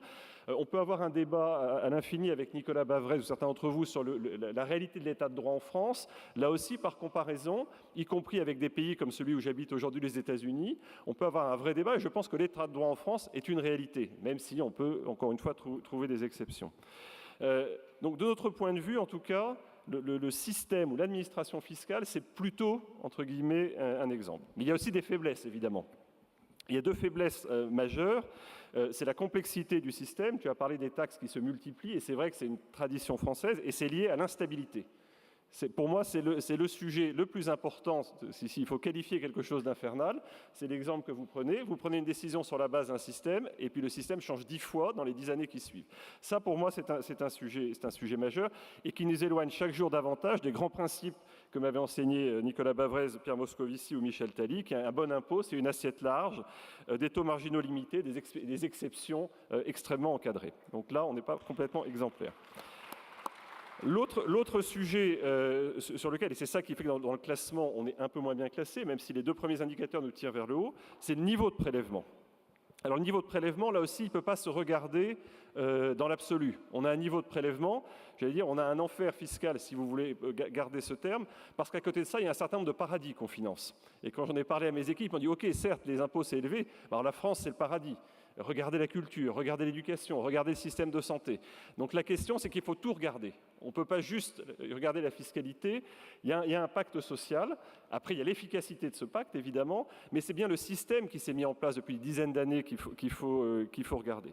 Alors évidemment, quand on regarde le niveau élevé, si je reprends les indicateurs, beaucoup de chiffres ont été donnés, là, autant on était plutôt dans les premiers en matière d'efficacité, on est 24e sur 27 en matière de total tax rate, de taux total. Et on est 27e sur 27 en matière de contribution sur le travail, enfin de taxes sur le facteur travail. Donc là aussi, c'est un facteur important. On a des taux marginaux qui sont forts. Là aussi, l'effet signal, les 75%, l'existence d'un ISF avec un taux marginal élevé. Mais en revanche, sur l'impôt sur les sociétés, les États-Unis et le Japon, par exemple, ont des taux plus élevés que nous. Donc là aussi, il faut regarder un peu. En revanche, quand on regarde la part des taxes sur les profits, en Europe, il n'y a que l'Italie qui fait plus que nous. On prend l'ensemble des profits et les taxes qui sont appliquées. L'Italie est à 68%, la France à 65%, l'Allemagne à 47%, Pays-Bas, Grande-Bretagne à 40%. Donc c'est un premier facteur différenciant. Quand on regarde les taux implicites, là aussi on prend l'ensemble du travail et on prend l'ensemble des taxes qui s'impliquent sur le travail. Là, nous sommes numéro 7 en Europe, le numéro 1 étant celui qui est le plus taxé, 38,6%. Sur le capital, nous sommes les plus taxés en Europe, premiers en Europe. Alors, c'est le pacte social. La France est en Europe et l'Europe dans le monde. On a moins de 10% de la population, plus de 50% des dépenses sociales. Et dans ce modèle européen, la France est évidemment un des plus sociaux. Donc on a un taux de taxe dans le PNB, ça a été repris tout à l'heure, élevé, le taux de prélèvement obligatoire. Le taux de prélèvement public est évidemment très important. Et ce qui fait la particularité du système français dans une Europe qui est elle-même particulière, c'est le poids du social et le poids du social qui s'applique sur le facteur travail. C'est bien ça la spécificité française. On a beaucoup plus recours aux cotisations sur le facteur travail ou aux taxes sur le facteur travail que sur la TVA. Et c'est un facteur extrêmement différenciant. Et donc en réalité, c'est bien le pacte social qui doit être regardé. C'est le niveau de dépenses publiques qu'il faut bien couvrir, parce que sinon c'est la dette, et ça, on voit bien les limites de l'exercice. Donc il faut revenir là-dessus. On a un autre point qui est important, et là aussi c'est un sujet, et je finis très vite, sur le rôle de la redistribution. On est un des rares pays de l'OCDE où les inégalités n'ont pas cru en 30 ans. Et c'est notamment lié à la redistribution fiscale et sociale. Donc là aussi, on ne peut pas faire comme si ça n'existait pas. Est-ce que socialement, c'est une bonne ou une mauvaise chose ? C'est un point important. C'est ce qui structure. Alors évidemment, derrière, il faut regarder ce que ça veut dire en termes d'administration. Est-ce que le système est efficace ? Est-ce que surtout il est soutenable? Est-ce qu'on arrive aux limites? Et c'est bien l'enjeu du débat aujourd'hui. Est-ce qu'il est acceptable, derrière les questions de ras-le-bol ou d'asphyxie? Et puis la question évidemment majeure de la compétitivité, elle n'est pas seulement fiscale, mais elle est aussi fiscale. Vous avez aussi ceux d'entre vous qui ont participé à tous les rapports qui se sont accumulés depuis 40 ans. Alors il y en a eu un qui était très bien, qui était le rapport UF Armand, mais ça fait déjà 45 ans. Depuis, il y a eu Attali, Camp Dessus, Pébro, etc. Enfin, je pense qu'il y en a toute une série de gens dans la salle qui ont présidé des rapports. Comme disait, je crois, il n'y a pas très longtemps, une conférence, le Premier ministre suédois, écoutez les Français, vous êtes très bons pour les rapports, maintenant just do it. Voilà. Donc voilà, je pense qu'on ne va pas revenir là-dessus. Donc voilà, le message, c'est qu'il faut regarder dans l'ensemble. Il y a vraiment une particularité sociale en France. Il faut regarder cette question de soutenabilité. Beaucoup de choses ont été dites et écrites. Et pour revenir sur l'idée de pacte, moi j'avais été très sensible à l'accord bipartisan, et je conclurai là-dessus, sur le budget, ce qu'on appelait la LOLF en langage technocratique. Gauche et droite s'étaient mis d'accord sur une administration moderne de nos dépenses publiques, en termes d'administration. Ça avait été un grand succès. Ce serait extraordinaire si gauche et droite pouvaient se mettre d'accord sur un système fiscal, sur des principes fiscaux. Après qu'il y ait un débat légitime entre gauche et droite sur les taux et la manière dont on pondère, mais qui est un vrai débat sur cette question-là. Merci beaucoup. Merci.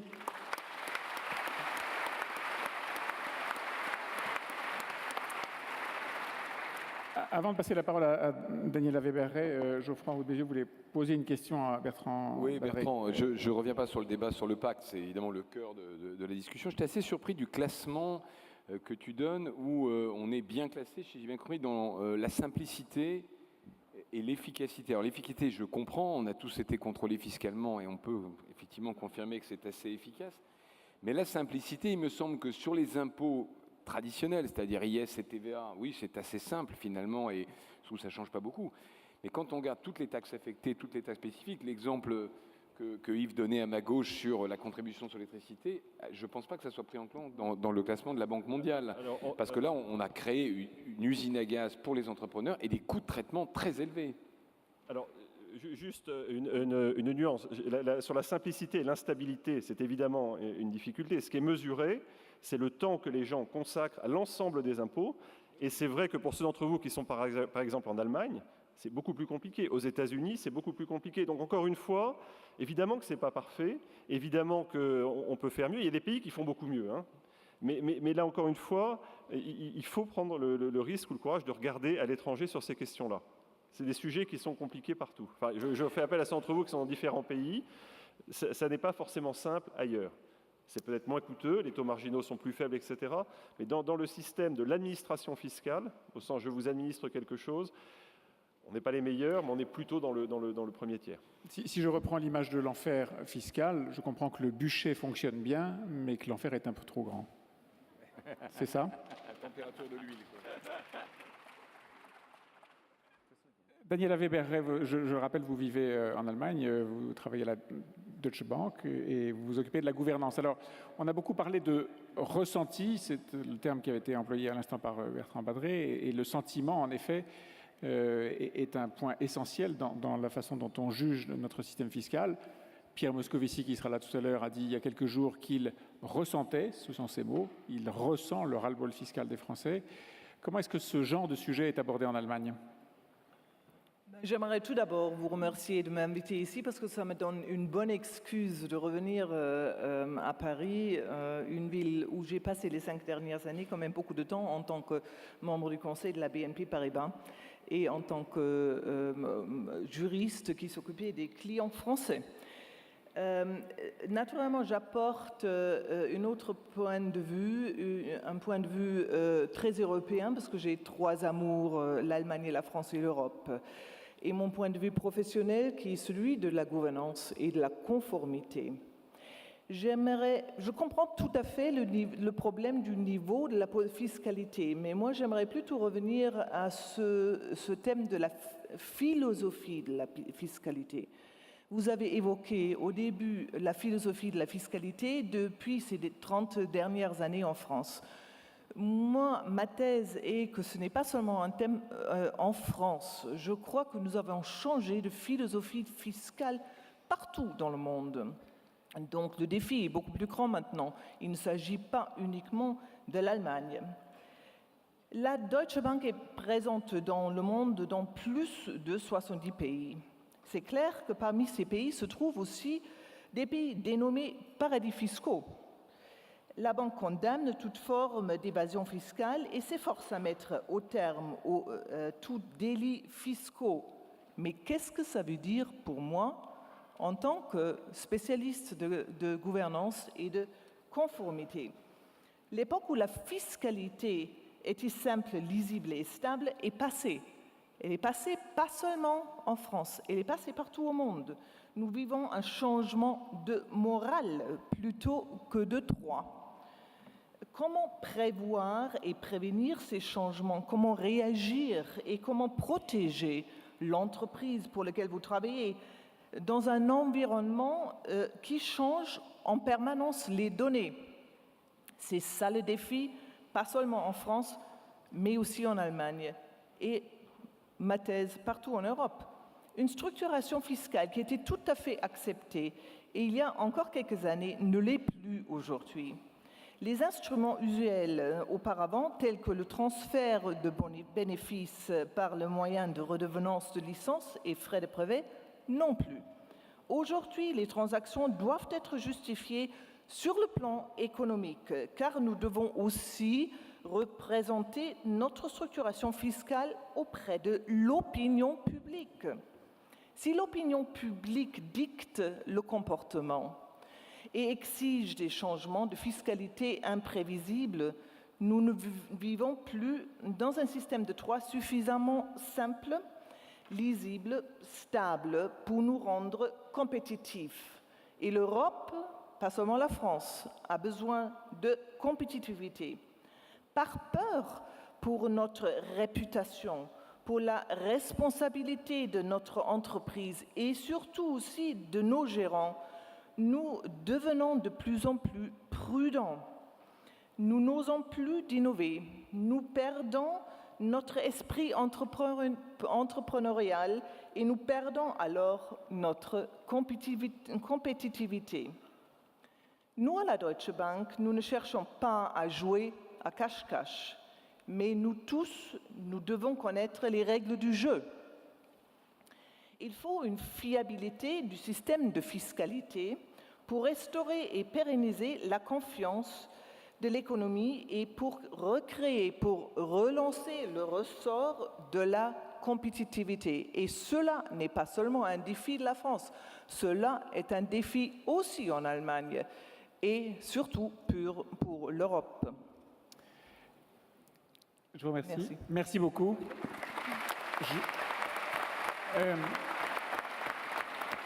Merci Daniela Weber. Une ou deux questions. La première, vous êtes en pleine campagne électorale en Allemagne. Les élections ont lieu le 22 septembre, si je ne m'abuse. Le sujet fiscal est-il un sujet important dans cette campagne ? Non. Telles que les élections en France la dernière fois, en Allemagne, on s'occupe des petits problèmes de tous les jours et pas des grands problèmes. Dans le débat politique en préparation des élections, c'est bien dommage, on parle très peu de l'Europe, on parle très peu de la compétitivité, on parle très peu des entrepreneurs, on s'occupe des petits problèmes. On a peur des discussions des grands problèmes.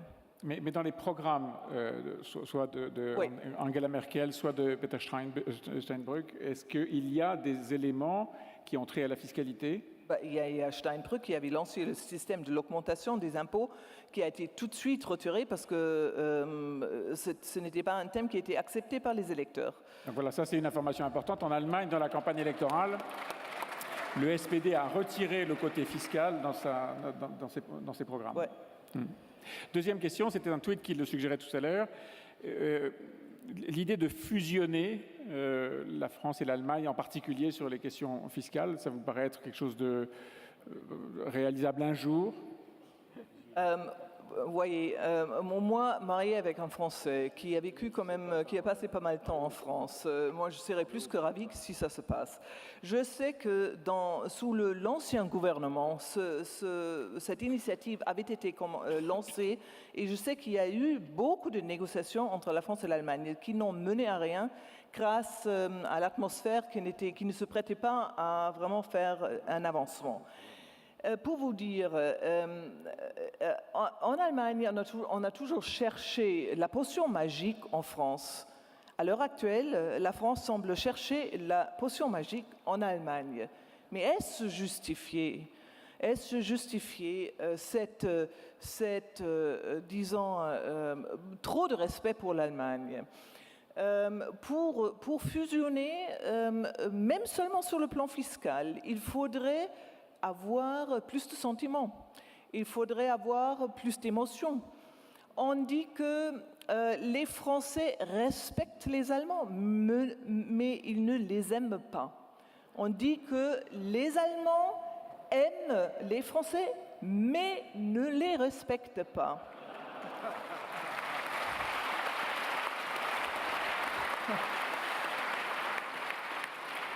Moi, de mon côté, naturellement un peu biased, comme on dit en anglais, j'aime et je respecte beaucoup les deux pays, mais surtout, je lutte pour l'Europe.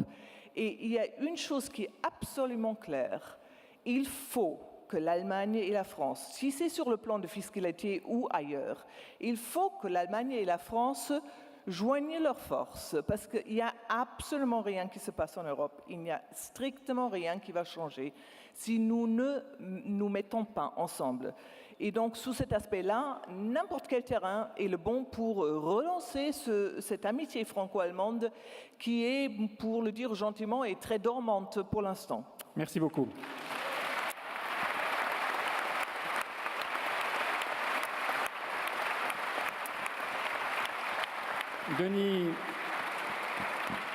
Denis Père, je le disais en vous présentant tout à l'heure, Vous avez quitté la France, vous avez été un exilé fiscal à un moment, vous êtes parti parce qu'il y avait un enfer fiscal. C'était d'ailleurs un moment où la droite était au pouvoir, et vous êtes parti et puis revenu. Est-ce que vous pouvez nous raconter ce qui s'est passé et ce que vous vivez aujourd'hui? Oui, moi, au préalable, j'aimerais revenir sur l'intervention du représentant de la Banque mondiale qui nous a dit que la machine administrative qui collecte les impôts fonctionne très bien en France. C'est vrai, et tant mieux, mais elle coûte aussi extrêmement cher, cette machine administrative. Moi, j'ai les chiffres. Il y a 120 000 fonctionnaires en France pour collecter les impôts. Il n'y en a que 90 000 en Angleterre, qui est un pays d'une taille comparable. Et on a aussi un écart d'à peu près 10 milliards d'euros dans le coût de la collecte des impôts entre la France et l'Allemagne. Donc, certes, c'est une machine qui marche bien, mais c'est une machine qui est extrêmement coûteuse par ailleurs. Et le problème n'est pas le fonctionnement de la machine, le problème, c'est les taux. Et c'est les taux, effectivement, que subissent en particulier les entrepreneurs, les pros de la création d'emplois, de flux fiscaux et de flux sociaux. Effectivement, moi, je vous apportais un témoignage qui date d'il y a assez longtemps, parce que c'est vrai que le problème n'est pas récent, et Geoffroy le rappelait aussi tout à l'heure. Moi, j'avais créé en 90 une start-up, j'étais parti avec 10 000 euros, j'avais démissionné de chez mon employeur, qui était une grosse société américaine, Oracle, avec un associé, et on était parti la fleur au fusil, en essayant de créer ce que personne n'avait jamais fait, un éditeur de dimension mondiale à partir de la France. C'était une industrie qui était dominée par les Américains à l'époque, il est toujours d'ailleurs. Et il se trouve que ça a marché. On a doublé notre chiffre d'affaires tous les ans, doublé les effectifs. On s'est implanté en 7 ans dans 50 pays. On a coté la société au Nasdaq après 4 ans et demi. Ça s'appelait Business Object. Ça s'appelait Business Object, effectivement. On a connu la cotation la plus réussie cette année-là au Nasdaq, sur la base de la capitalisation boursière le premier jour. Les Américains, d'ailleurs très fair-play, nous ont nommés entrepreneurs de l'année en 96, aux côtés de Steve Jobs et Steven Spielberg, reconnaissant qu'enfin des Européens arrivaient à réussir dans leur domaine. Et au bout de 7 ans, moi j'ai eu envie de mener une vie un petit peu différente. Je m'étais marié, je commençais à avoir des enfants que je ne voyais pas beaucoup. J'étais sollicité par des entrepreneurs et des fonds de capital risque qui voulaient un petit peu répliquer ce qu'on avait fait. Et donc j'ai décidé de répondre à ces sollicitations. Et là, j'ai été confronté à l'enfer fiscal. J'ai croisé l'enfer fiscal, personnellement, suite à une décision d'Alain Juppé et de son gouvernement qui ont décidé de déplafonner l'ISF. Alors moi, j'avais un patrimoine papier à 90% qui était constitué d'actions de ma société que je pouvais très difficilement vendre parce que j'étais un initié aux yeux de la SEC, le gendarme de la bourse américain. Donc je pouvais vendre que des toutes petites quantités d'actions tous les trimestres pendant 3 jours. Donc ce patrimoine n'était pas liquide. Il fluctuait en permanence, il ne me rapportait rien parce que ces entreprises ne payent pas de dividendes, les sociétés de technologie ont fait le pari de la croissance, et donc c'était un patrimoine complètement virtuel, mais qui était taxé en monnaie sonnante et trébuchante au 31 décembre de chaque année sur la base du cours de bourse au 31 décembre, en se fichant complètement de ce qui se passait avant et après. Donc j'étais dans une situation très compliquée, je n'avais pas les moyens de payer cet impôt. J'ai créé Croissance Plus à ce moment-là pour essayer de faire entendre une autre voie, essayer de convaincre. Il y avait un autre sujet fiscal majeur aussi à ce moment-là qui était les charges sociales rétroactives sur les stocks options. On avait donné des stocks options à tous nos employés, on avait joué le jeu et on se retrouvait au bord de la faillite. J'avais un directeur financier, Bob, un brave américain du Middle West, qui m'a dit « Écoute Denis, je ne peux pas aller expliquer à Fidelity, aux grands fonds de pension actionnaires de la société, que du jour au lendemain, on risque de payer des charges patronales dont on ne connaît pas le montant, on ne sait pas quand. On va se prendre des class actions, moi je ne veux pas être responsable de ça, je démissionne. Je dis écoute, on est un pays latin, on peut changer les choses peut-être. Alors là-dessus, on a obtenu des résultats, ça a été la première victoire de Croissance Plus. On a fait supprimer cette loi par un gouvernement de gauche, comme quoi il y a de l'espoir parfois. Alors ils faisaient les 35 heures en même temps, donc ça c'était moins intéressant. Mais sur l'ISF, on n'a rien obtenu, et donc j'ai quitté la France, la mort dans l'âme, et j'ai vraiment eu l'impression que des fonctionnaires, des hauts fonctionnaires dans les cabinets ministériels nous tiraient dans le dos. On était les commandos de la croissance. On développait nos entreprises aux 4 coins du monde. On portait très haut les couleurs de la France. Et pendant ce temps, des gens nous tiraient dans le dos, ils ne nous respectaient pas et m'ont mis à la porte. Donc j'ai quitté la France, effectivement. J'ai été mis à la porte. Je suis parti en 98. Je suis parti avec un projet positif. Je suis allé créer l'équivalent de Croissance Plus en Europe, qui s'appelle Entrepreneurs for Growth et qui milite sur les mêmes sujets auprès de la Commission européenne.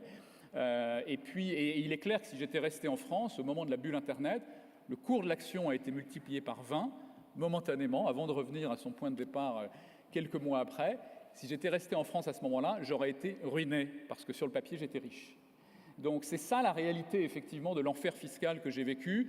L'entreprise risquait de déposer le bilan à cause des charges sociales rétroactives, et moi, je risquais la ruine personnelle. Ça, c'était 1997 et le gouvernement Juppé. Donc, ce n'est pas nouveau, ce n'est pas juste un problème de gauche. La gauche, certes, nous fait probablement atteindre un paroxysme aujourd'hui, mais c'est un problème avec nos dirigeants politiques, avec nos élites politiques, qui sont très, très déconnectés du monde de l'entreprise, qui n'ont souvent jamais mis les pieds dans une entreprise de leur vie, qui n'ont jamais travaillé pour une entreprise, et qui, de ce fait, ne comprennent pas des choses que nous comprenons, nous, parfaitement, ne parlent pas la même langue, n'ont pas le même bon sens. Alors, qu'est-ce qui s'est passé depuis? Oui, parce que vous êtes revenu. Pardon, alors j'ai recréé une entreprise en Belgique qui s'appelle Kiala, qui est une entreprise spécialisée dans la logistique de l'e-commerce, qui a fait 50% de croissance par an ces 10 dernières années, qui s'est implantée dans plusieurs pays d'Europe et qui a été rachetée par UPS, l'américain UPS, il y a 1 an et demi à peu près, et qui en a fait son centre de compétences mondial dans ce domaine-là, mais qui, parce que l'entreprise est partie en Belgique, même si elle est présente en France aussi, crée aujourd'hui massivement des emplois en Belgique, bien sûr, puisque c'est là que se trouve le siège de l'entreprise. Donc, j'allais moi aider des entrepreneurs français, je n'ai pas pu le faire. J'ai recréé une entreprise en Belgique et aujourd'hui, elle crée massivement des emplois là-bas. Donc la France est totalement perdante dans cette situation. Donc voilà un petit peu mon parcours personnel. Après, j'ai vu d'autres enfers fiscaux. J'ai vu l'alignement des plus-values sur l'impôt sur l'IRPP qui a déclenché le mouvement des pigeons auquel j'ai participé il y a quelques mois. Ça aussi, c'était un bel enfer fiscal où l'État, tout d'un coup, prenait 60% de la plus-value. Une véritable colcoïsation des entreprises, des PME françaises, qui forcément démotivait considérablement les gens qui risquaient tout, qui s'engageaient à fond et qui tout d'un coup voyaient s'envoler leur rêve d'un jour peut-être de faire fortune. Beaucoup ne font pas fortune, évidemment, vous le savez, beaucoup se plantent, l'immense majorité. Donc on tuait l'espoir et ça aussi c'était l'enfer fiscal. Donc moi j'ai la conviction aujourd'hui à la question de savoir si oui ou non la France est un enfer fiscal, j'ai la conviction que pour ceux qui tirent la machine économique, pour les chefs d'entreprise, ceux qui créent les emplois, ceux qui font rentrer de l'argent dans les caisses de l'État, des charges sociales, des flux fiscaux, des flux sociaux, pour eux, la France est un enfer fiscal sans aucune ambiguïté. Et ça a des conséquences. Ça a des conséquences qui sont malheureusement désastreuses pour notre pays. Ça veut dire qu'on est confronté à un chômage de masse, en particulier pour les plus jeunes, avec 25% de taux de chômage, comme vous le savez. Ça veut dire qu'on est confronté à des déficits abyssaux, à l'obligation de s'endetter, qu'on endette maintenant nos enfants, que le tissu social se délite, comme l'expliquait Nicolas Bavrez tout à l'heure, et qu'on voit monter les partis extrémistes et qu'on est menacé aujourd'hui de voir des partis pas très démocratiques, avec de très mauvaises idées à la fois au plan économique et au plan moral, un jour prendre le pouvoir. Donc la situation effectivement est très grave, et oui, on est confronté à un enfer fiscal sans aucune ambiguïté, nous les chefs d'entreprise.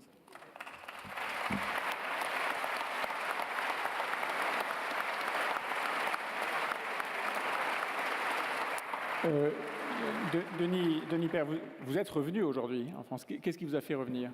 Alors, ce qui m'a fait revenir, c'est qu'on a quand même réussi à obtenir, au bout de quelques années, le replafonnement de l'ISF à travers le trop fameux bouclier fiscal, qui n'a pas du tout été défendu par ses promoteurs, qui ont eu un éclair de lucidité à un moment donné, mais qui ne l'ont pas défendu, et qui ont même fini par créer l'exit tax, si vous vous en souvenez, qui est vraiment, on est vraiment dans la sanction. L'exit tax, c'est un espèce de mur de Berlin. Les gens ne veulent pas rester. Au passage, quand on quitte le pays, on est dans une logique parfaitement légale. On n'est pas dans l'évasion fiscale. On a parfaitement le droit. Il y a une liberté de mouvement des personnes en Europe. L'exit tax, c'est un frein à la liberté de mouvement des personnes. Donc le même gouvernement l'a créé puis a supprimé le bouclier fiscal. Donc je suis revenu à cette occasion. Moi, je militais pour qu'on replafonne l'ISF depuis des années. Donc c'est une question de cohérence. Quand le bouclier fiscal a été créé, je suis revenu. Et pour l'instant, je reste. Parce que mon patrimoine, je ne vais pas annoncer, Geoffroy voulait que j'annonce que je reparte, je ne repars pas, mais je reste parce que mon patrimoine n'est plus virtuel, il est réel, donc j'ai les moyens de payer l'impôt, ça me coûte extrêmement cher, je suis en rendement négatif, comme tous les gens qui ont un petit peu de patrimoine en France, sur une base 100 aujourd'hui, dans 20 ans je serai à 30, mais j'espère que d'ici là ça change. Voilà, merci. Alors est-ce que ça peut changer ? Est-ce que ça peut changer? Est-ce que ça va changer? Peut-être une question à René Ricol. René Ricol qui a travaillé sous l'égide d'un président de droite et une majorité de droite. Comment se fait-il, ça a été relevé à plusieurs reprises ici, que, au fond, une partie de cet enfer fiscal a été construit et agrandi et aggravé par la droite, alors même qu'à plusieurs reprises, dans les campagnes électorales, à la différence de l'Allemagne probablement, la droite avait annoncé qu'elle supprimerait ceci et qu'elle ferait baisser cela. Alors c'est une question intéressante parce qu'on la retrouve sur d'autres sujets comme l'université par exemple. Pourquoi on a nos universités qui sont éclatées? Il y a eu un phénomène en France qui est celui de 68, dans lequel la société s'est levée et on ne se rend pas compte que toute une génération de politiques, c'est-à-dire les Chirac, les Mitterrand et leurs enfants naturels que sont les Sarkozy, les Hollande, vivent avec ça en tête. D'où cette peur. Et on a créé l'ISF, on est le seul pays à ne pas l'avoir supprimé. Pourquoi?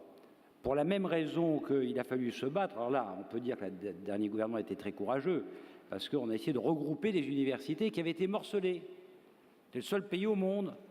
Comme ça, on ne risquait pas d'avoir des business schools au milieu de centres de recherche. Il a fallu qu'on travaille pour créer autour de Saclay, avec HEC qui est la business school au milieu, il a fallu qu'on travaille pour créer à nouveau des universités, des lieux d'excellence. Je voudrais juste dire un mot. On voit bien dans tout ce que nous sommes en train de dire que nous sommes sur des questions de gestion. Il y a quelque chose qui est très surprenant. On devrait passer notre temps à l'expliquer aux politiques. Le temps politique, ce n'est pas le temps d'entreprise. Or, il faut que le politique prenne le temps d'entreprise. Notre temps à nous, c'est quoi? Ou c'est un temps très long, parce que pour bâtir un projet, pour s'installer dans des pays, il faut quand même avoir une ligne directrice, donc c'est sur 5, 6, 8, 10 ans. Ou c'est un temps très court, on dit ça ne peut plus durer, je vais déplacer mon siège social. Et le lendemain, les opérations démarrent. Voilà. Le temps du politique, c'est le temps de sa réélection. En temps où il est élu et il recommence sa campagne, c'est 4 ans en moyenne. C'est jamais notre temps. Si le politique ne prend pas le temps du chef d'entreprise, on ne s'en sortira pas. Deuxièmement, je voudrais le dire, quand on est politique, quand on est élu par la nation, on est là pour faire des actes courageux.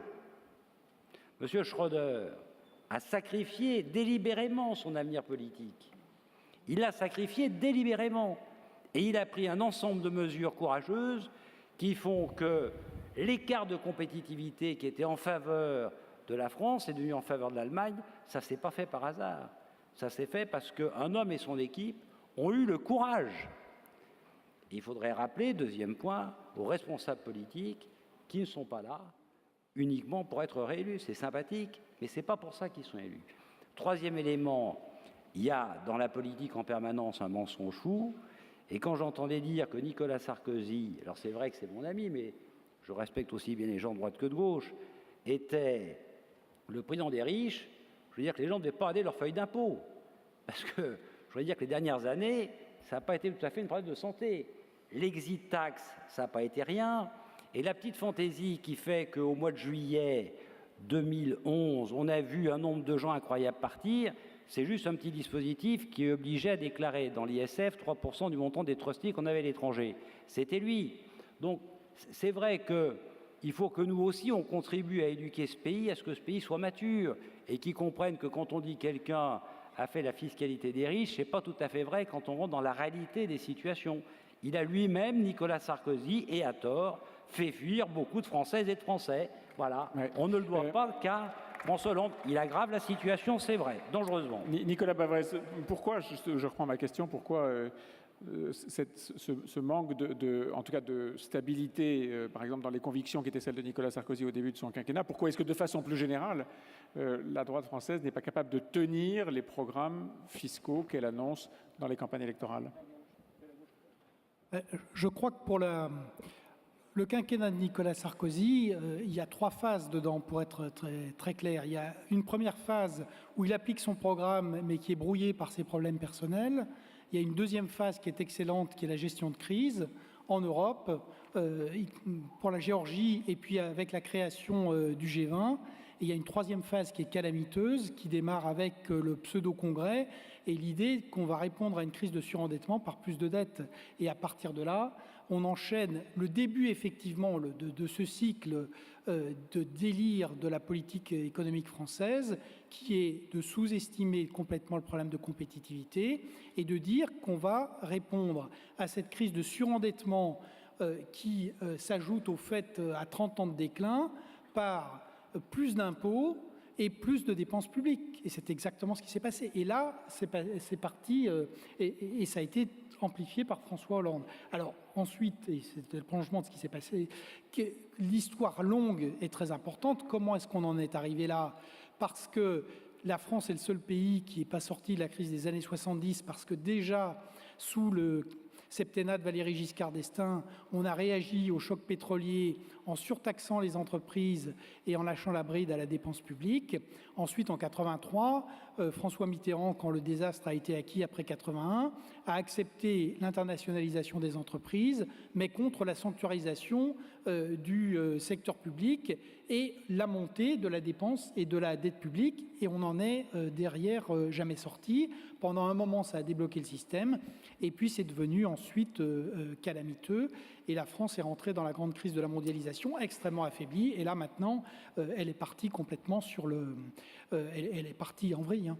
Alors, il y a eu plusieurs questions. Merci, Nicolas Bavrez. Il y a eu plusieurs questions, plusieurs tweets. Et au fond, l'idée n'était pas seulement de dénoncer ou de constater, mais d'essayer de proposer.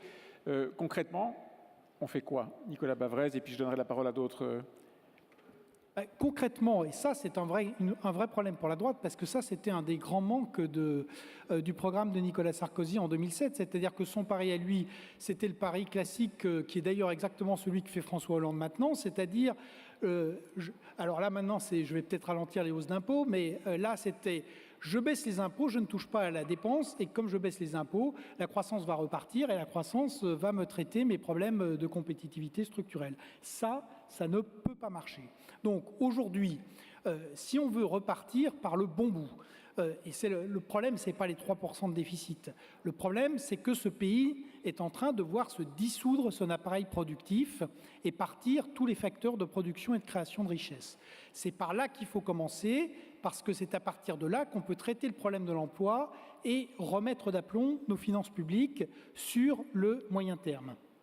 Et pour ça, il faut donc absolument remonter le taux de marge des entreprises, libéraliser le marché du travail, libéraliser les services, et par ailleurs, comme on ne peut plus augmenter les impôts, il faut baisser les dépenses publiques. Ça, c'est absolument clé. C'est pas très compliqué. On dit que 100 milliards, ça peut paraître beaucoup, mais je rappelle qu'il y a 1118 milliards de dépenses publiques dans notre pays. Je rappelle que les 35 heures, ça coûte 24 milliards d'euros à l'État chaque année, que les RTT dans la fonction publique, c'est 4,5 milliards d'euros, et donc que déjà avec ça, si vous sortez des 35 heures, vous avez déjà fait le tiers du chemin, ce qui n'est pas peu. Je rappelle que et ensuite, on peut prendre beaucoup d'autres... d'autres thèmes, ce n'est pas l'objet, mais c'est quand même un peu l'objet par rapport à ce qui a été dit par le représentant de la Banque mondiale. C'est-à-dire qu'aujourd'hui, quand on regarde, évidemment qu'il faut regarder l'équilibre entre les impôts et la dépense et les services rendus. Mais le problème, c'est que le rendement de l'impôt, il diminue, mais l'efficacité de la dépense publique, elle diminue tragiquement. Et qu'aujourd'hui, le système de santé français, le système éducatif, avec ces 161 000 jeunes qui sortent sans savoir ni lire ni écrire ni compter chaque année, que la justice, la police, tout ça, c'est en train de se dégrader à très grande allure. Et donc, le travail à faire sur la dépense, c'est un travail en niveau, c'est aussi un travail en qualité. Merci. Michel Tellier, on fait quoi? Concrètement, on fait quoi? Alors, effectivement, au niveau concret, donc au niveau des recettes, de ce qu'on pourrait faire, la première chose qui me paraît indispensable, c'est qu'il faudrait qu'on ait en France des lieux où on réfléchisse à la politique fiscale. Ce qui me frappe quand on compare à ce qui se passe dans d'autres pays et qu'on parle en tant que conception de la politique fiscale. Nous sommes un pays où il n'y a aucun débat de fond sur qu'est-ce qu'on veut faire. Tous les ans, il y a un rite, on se précipite tout de suite sur les mesures fiscales. Et là, tout le monde ne parle que de mesures. 12%, 14%, on mettra ci, on mettra pas ça. Oui, mais qu'est-ce qu'on veut faire ? Il y a 8 ans, moi, j'avais réduit mon activité professionnelle pour me consacrer à titre bénévole au sein de l'Institut Entreprise à créer un institut de politique fiscale comme il en existe dans les autres pays. Ça n'a intéressé personne. ni les politiques, ni les médias, ni même les entreprises, puisque j'ai écrit il y a plus de 100 entreprises, il y en a à peine 3 ou 4 qui se sont intéressés au truc et à le financer. Ça n'intéresse personne. C'est tellement plus intéressant de parler politique pure, mais pas économie. Et beaucoup de gens disent qu'un des problèmes de ce pays, c'est la nullité crasse des élites françaises en matière d'économie. Tous. Donc commençons déjà à les former à l'économie. La deuxième chose, c'est que vous avez parlé de la LOLF et de sa grande réussite, mais appliquons-la. Appliquons-la. La LOLF, c'était réintroduire un débat transparent sur toutes les dépenses fiscales et les recettes et l'affectation.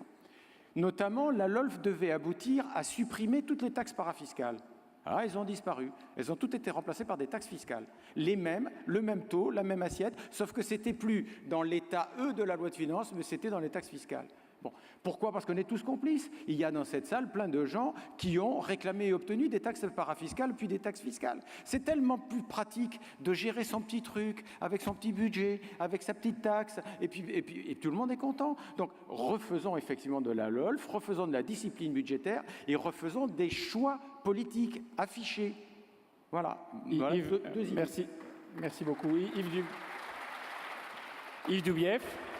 Sur le concret, sur la réaction, sur l'action. Très concrètement, il y a eu un bouclier fiscal pour le particulier, c'est qu'il y ait un bouclier fiscal pour les entreprises, qu'elles soient bénéficiaires ou déficitaires, c'est que chaque année, l'ensemble des impôts et taxes, contributions payées par l'entreprise soient plafonnés par rapport à la valeur ajoutée réalisée par cette entreprise, à un taux qu'il faudrait déterminer. Donc on sait que ça ne dépasserait pas X% de la valeur ajoutée, quelle que soit sa situation. Et l'ensemble, j'insiste bien sur l'ensemble des taxes, les taxes affectées, les contributions comme la CSPE, les CFE, la CVAE, l'IS, le foncier et tout ce que vous connaissez. René Ricol. Oui, autant je reconnais que Nicolas Sarkozy a augmenté la fiscalité, mais je ne voudrais pas laisser sans réaction ce qu'a dit Nicolas Bavrez. Il y avait une vraie logique dont je suis solidaire dans ce qui a été fait les 5 dernières années, à la suite de la crise financière. C'était d'éviter de reproduire ce qui avait été fait en 1929. D'ailleurs, je rappelle que le Fonds monétaire international avait pris comme position de dire « laissez filer un peu les déficits fiscaux pour ne pas bloquer l'activité économique ». Et je rappelle que ça avait été pris à l'initiative de M. Bernanke, d'un des meilleurs spécialistes de la crise de 29, exactement ce qu'on trouvait. Et donc le pari que nous faisions, c'est bien sûr de laisser filer les déficits, mais en faisant tout pour qu'il y ait la création de richesses et d'emplois.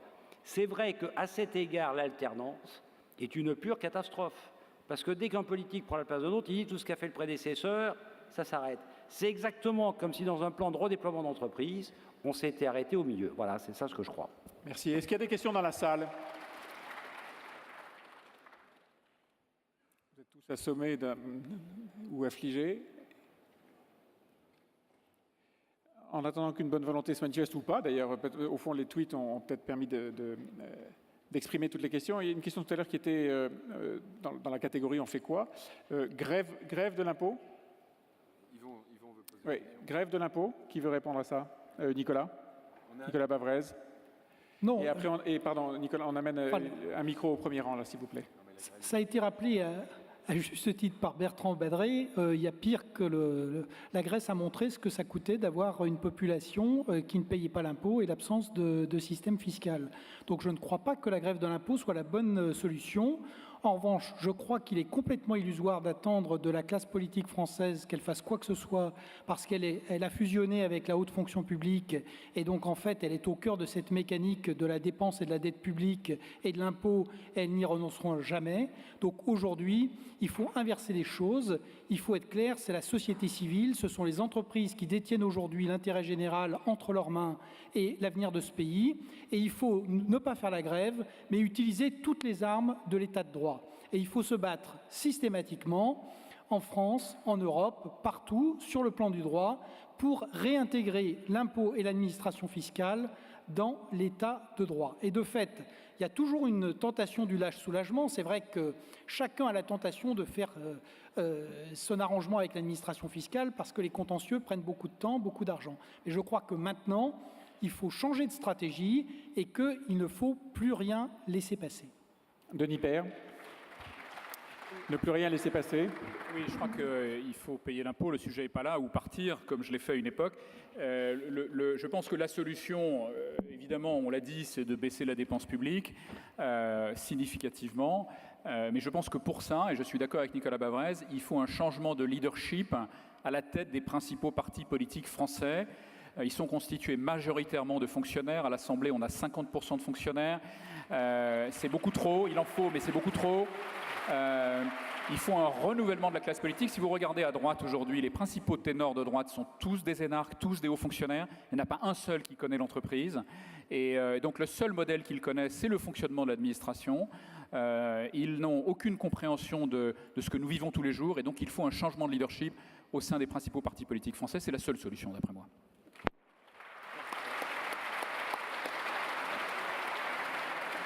Alors, je vous écoute.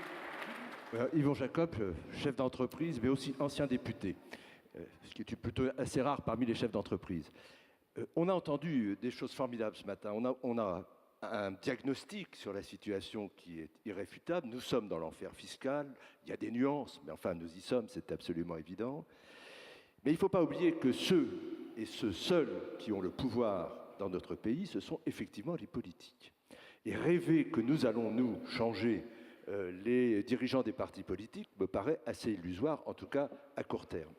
Et je crois qu'en tant que MEDEF, et c'est ça notre sujet, nous devons absolument nous mobiliser pour aller porter auprès des responsables politiques, par le biais de tous les systèmes de communication directs, indirects, particuliers, etc., ce que nous avons à dire sur ce diagnostic et la nécessité absolue qu'il y a de changer les choses. C'est à nous de nous prendre en main. Ne comptons pas immédiatement sur les hommes politiques pour changer. Ils ne changeront que si nous sommes en capacité de leur montrer que nous avons raison et que nous sommes en capacité de leur dire, avec une pression nécessaire, alors je ne sais pas quels moyens il faut employer exactement, de leur dire qu'il y va de l'avenir du pays, ils sont quand même là pour défendre notre pays. Le pacte national dont parlait René Ricol, c'est ça qu'il faut arriver à mettre en route, mais ça ne se fera pas si nous n'y sommes pas et si nous ne sommes pas complètement plongés dedans.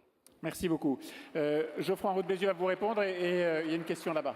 Oui, Yvon, bien sûr, je peux que partager ce que tu viens de nous dire.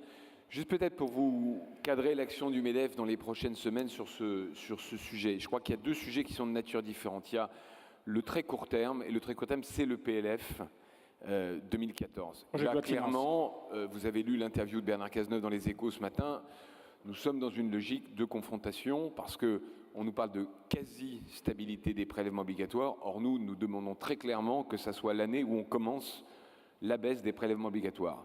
C'est un sujet, j'allais dire, à 4,5 milliards. Donc, ce n'est pas l'épaisseur du trait. Nous avons eu beaucoup de réunions de travail. Et aujourd'hui, il y a deux points de vue qui s'affrontent et qui vont s'affronter dans les semaines qui viennent. Là où il y a un petit peu plus de marge de manœuvre et de grain à moudre, c'est la philosophie fiscale, c'est-à-dire le PLF, finalement, de l'année prochaine.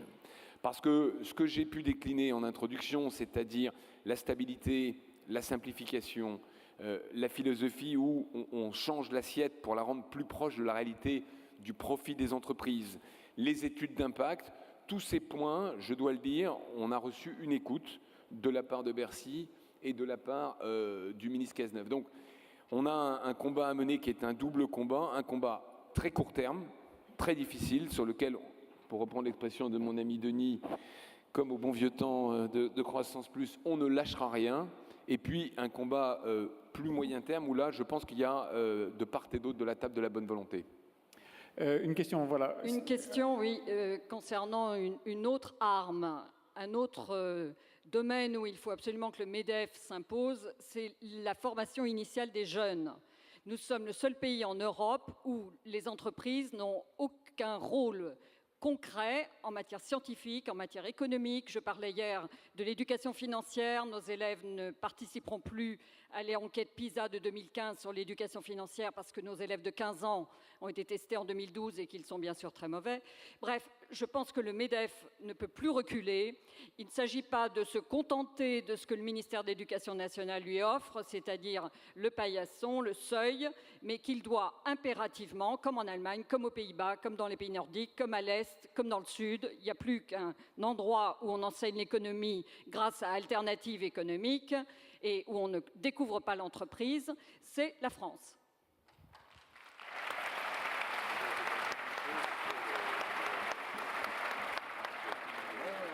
Est-ce qu'il y a d'autres questions dans la salle? Je ne sais pas s'il y a quelqu'un qui veut réagir, ce n'était pas une question, mais oui, monsieur, levez-vous comme ça, la personne qui, pardon de vous le demander, mais la personne qui vous a maintenant le micro vous repérera facilement, vu votre stature. Allez-y. Oui, allô? Oui, juste une suggestion de communication que j'appellerais stigmatiser les shadocks. Vous vous souvenez, ces animaux sympathiques, ils pompaient, et plus ils pompaient, plus il ne se passait rien. Et le premier diplôme pourrait être accordé au CICE.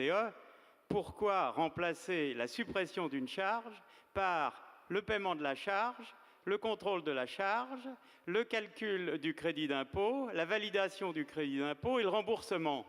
Nous avons dans notre système français de multitudes de shadocks et je trouve que le MEDEF pourrait les stigmatiser ou leur accorder un diplôme tous les 3 mois aux meilleurs d'entre eux.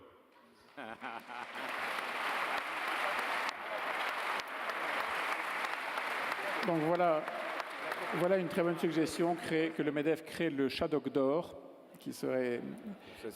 On va y réfléchir. Voilà, et on va créer un groupe de travail dédié sur le sujet. Et le Juste gibier peut-être un d'argent. mot sur le commentaire de la dame. Il y a effectivement un vrai sujet de l'enseignement de l'économie dans nos lycées, et même au-delà de nos lycées.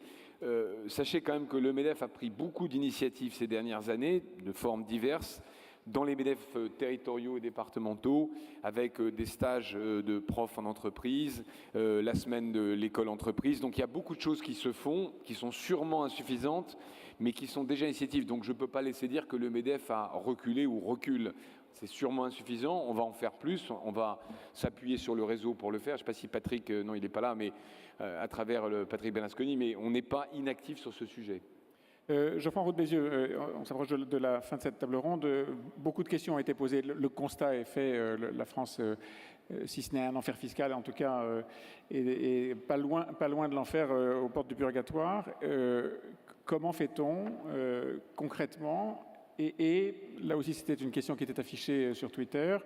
Nous nous plaignons, disait celui qui exprimait cette question, mais le gouvernement nous entend-il? Alors, sur le plan d'action fiscale, j'ai répondu tout à l'heure à Yvan Jacob sur le plan court terme. Après, il y a un sujet de conviction, c'est comment on arrive à faire comprendre exactement ce que Denis a très bien expliqué tout à l'heure, c'est qu'à un moment, le niveau de pression fiscale fait que les richesses s'en vont, les embauches ne se font pas, les cotisations et les impôts ne rentrent plus, et qu'au total, on est dans la logique de la courbe, je crois que c'est Arthur Laffer que citait Nicolas Bavresse tout à l'heure, de rendement décroissant. L'argument, il est là, c'est-à-dire qu'au final, en augmentant les taux, on tue l'impôt. Lapsus non révélateur, je ne voudrais pas que ça soit tweeté immédiatement, et que, du coup, la dépense publique n'est pas financée. Je crois que c'est cet argument-là, avec des exemples concrets, avec des cas de chefs d'entreprise qui restent à 49 parce que l'effet de seuil les empêche d'embaucher, parce qu'il y a une taxe nouvelle qui fait qu'ils n'investissent plus. C'est ça qu'il faut utiliser, marteler. On a la chance d'avoir une équipe nouvelle, une équipe soudée, qui a quelques objectifs clairs. Il y en a 3. Pour ma part, c'est le choc fiscal, enfin le choc dans le bon sens du terme. C'est ça qu'on va essayer de marteler tous ensemble, mais je voudrais rajouter 2 choses. D'abord, il n'y a pas que le MEDEF, donc faites-vous les porte-paroles les uns et les autres. Et puis deuxièmement, pour ceux qui n'y sont pas encore, adhérez au MEDEF, venez nous rejoindre, parce que plus on sera nombreux, plus on fera entendre notre voix, et un patronat uni, c'est un patronat plus fort. Merci beaucoup, Geoffroy Roux de Bézieux. Merci à toutes et à tous. Merci pour votre attention, merci pour vos questions sur Twitter et en direct dans la salle. Et n'oubliez pas ce soir d'ouvrir vos boîtes aux lettres, les feuilles d'impôt sont peut-être là.